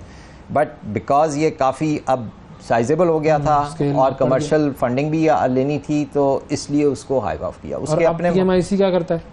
PMIC ہول سیل لینڈنگ کرتا ہے مائکرو فائنانس انسٹیٹیوشنس کو ایک طرف, اور دوسرا ہم وہی جو میں کہہ رہا ہوں کہ اب ہم کانسنٹریشن کر رہے ہیں ہولسٹک ایک ایکو سسٹم ڈیولپمنٹ پہ. فار ایگزامپل ہم نے ایگریکلچر میں اب کام شروع کیا ہے, ٹیکنالوجی بیسڈ ایک اینٹی کو ہم نے کیا. پھر اسی طرح ہم نے اسکولس کے اندر ہم ایک international organization opportunity internationals, so private low cost private schools کے اندر ہم ان کے ساتھ کام کر رہے ہیں, how to improve teaching, how to train the owners of those schools کے اس کو بڑھانا کیسے, اس کو بہتر کیسے رن کرنا ہے. بیکاز شروع میں وہ آتے ہیں خواتین چلانے کے لیے جذبے کے ساتھ, but as you scale up تو آپ کو وہ اسکلس چاہیے. So these are 1-2 examples. But اچھا کنڈی صاحب, ایک اور سوال یہ ہے کہ کیونکہ جو فلڈ وکٹمز ہیں ہمارے, وہ تو ان میں سے بہت سارے ایسے تھے جو بڑے ٹھیک ویل سیٹلڈ تھے, اپنا ان کی زمینیں تھیں, مال مویشی تھے, اور وہ اس سے اپنا زندگی کا روزمرہ زندگی چلا رہے تھے. اب جب وہ ڈراسٹیکلی اس فلڈ کی وجہ سے خالصتاً پاورٹی لائن سے نیچے آ گئے, یا گھر بار ان کا سب بہہ گیا, کیا ہم بسک کے تھرو ایسا کوئی پروگرام نہیں شروع کر سکتے تھے کہ ان کی مطلب باقیوں کو تو جو مل رہے ہیں پیسے وہ ملتے رہیں ایز پر روٹین جو ان کا ہے, لیکن ان کو ہم جلدی سیٹل کرنے میں, یا جو مطلب ایسے ہیں جو کہ صرف ایک نیچرل ڈیزاسٹر کی وجہ سے اس نہج پر پہنچ گئے ہیں, تو ان کو ہم بہتر طریقے سے ذرا جلدی 1-2 سال کے اندر سیٹل کر سکتے. کچھ اس قسم کا دیکھیں, BSP کے پاس تمام قسم کے ماڈل موجود ہیں, بٹ تھنگ اس کے آپ کو کون فنڈ کر رہا ہے. جیسے سیلاب آیا تو حکومت نے کہا کہ جی دیکھیں ہم نے ان کو جو ہے فلڈ افیکٹس کو ہم نے سپورٹ کرنا ہے. تو مختلف دیکھیں ادارے, مختلف PDMA NDMA ٹینٹس بھی دے رہے ہیں, چیزیں دے رہے ہیں. مجھے ٹینٹ کی ضرورت نہیں, مجھے دوائی کی ضرورت ہے, مجھے دونوں چیزوں کی ضرورت ہے, مجھے خوراک کی ضرورت ہے, لیکن آپ کے ایک ادارہ وہ اسپیسیفک وہ چیزیں دے رہے ہیں. تو ہم نے جتنے بھی ہمارے پورے پاکستان میں جو بینیفیشریز تھے جو آئے اس میں فلڈ میں افیکٹ ہوئے, وہ 2.8 ملین بینیفیشری افیکٹ ہوئے, جو ہم نے انہوں نے ہمیں بتایا, NDMA نے جو ہمیں بتایا کہ یہ تاثیر. تو اس میں ہم نے جب نکالا تو 2.8 ملین بینیفیشری جو افیکٹ ہوئے, ان کو حکومت نے کہا ہم 25,000 روپے دیتے ہیں. تو ہم نے 17,000 روپے ان میں تقسیم کیے کیش, 25,000 روپے انہوں نے لیے. اس میں ان کی مرضی وہ کیا کر سکتے ہیں. اگر حکومت چاہتی ہے کہ وہ ان کو اور قسم کی سپورٹ دینا چاہتی ہے, جیسے اپنے کا لائف اسٹاک ہے کسی اور, تو تھرو جیسے آٹے کی اسکیم تھی, حکومت نے کہا کہ جی ہم فری آٹا دیں گے رمضان کے مہینے میں, جس کا سکور 60 ہوگا. ابھی اب 32 سے 60 پہ جمپ کر گئے تھے. تو سندھ حکومت نے کیا کہ اس نے کہا آپ لسٹ نکالیں ہمارے کتنے بینیفیشری بنتے ہیں, تو انہوں نے کیش پیسے میں دے دیے. انہوں نے کہا یہ لائنیں بھگدڑ روزانہ آئے گا کہ یہ فلاں زخمی ہو گیا ہے, فلاں ڈنڈے لگ گئے ہیں, پولیس نے مار دیا, یہ کر دیا, تو یہ نہ ان کو آپ کیش پیسے دیں.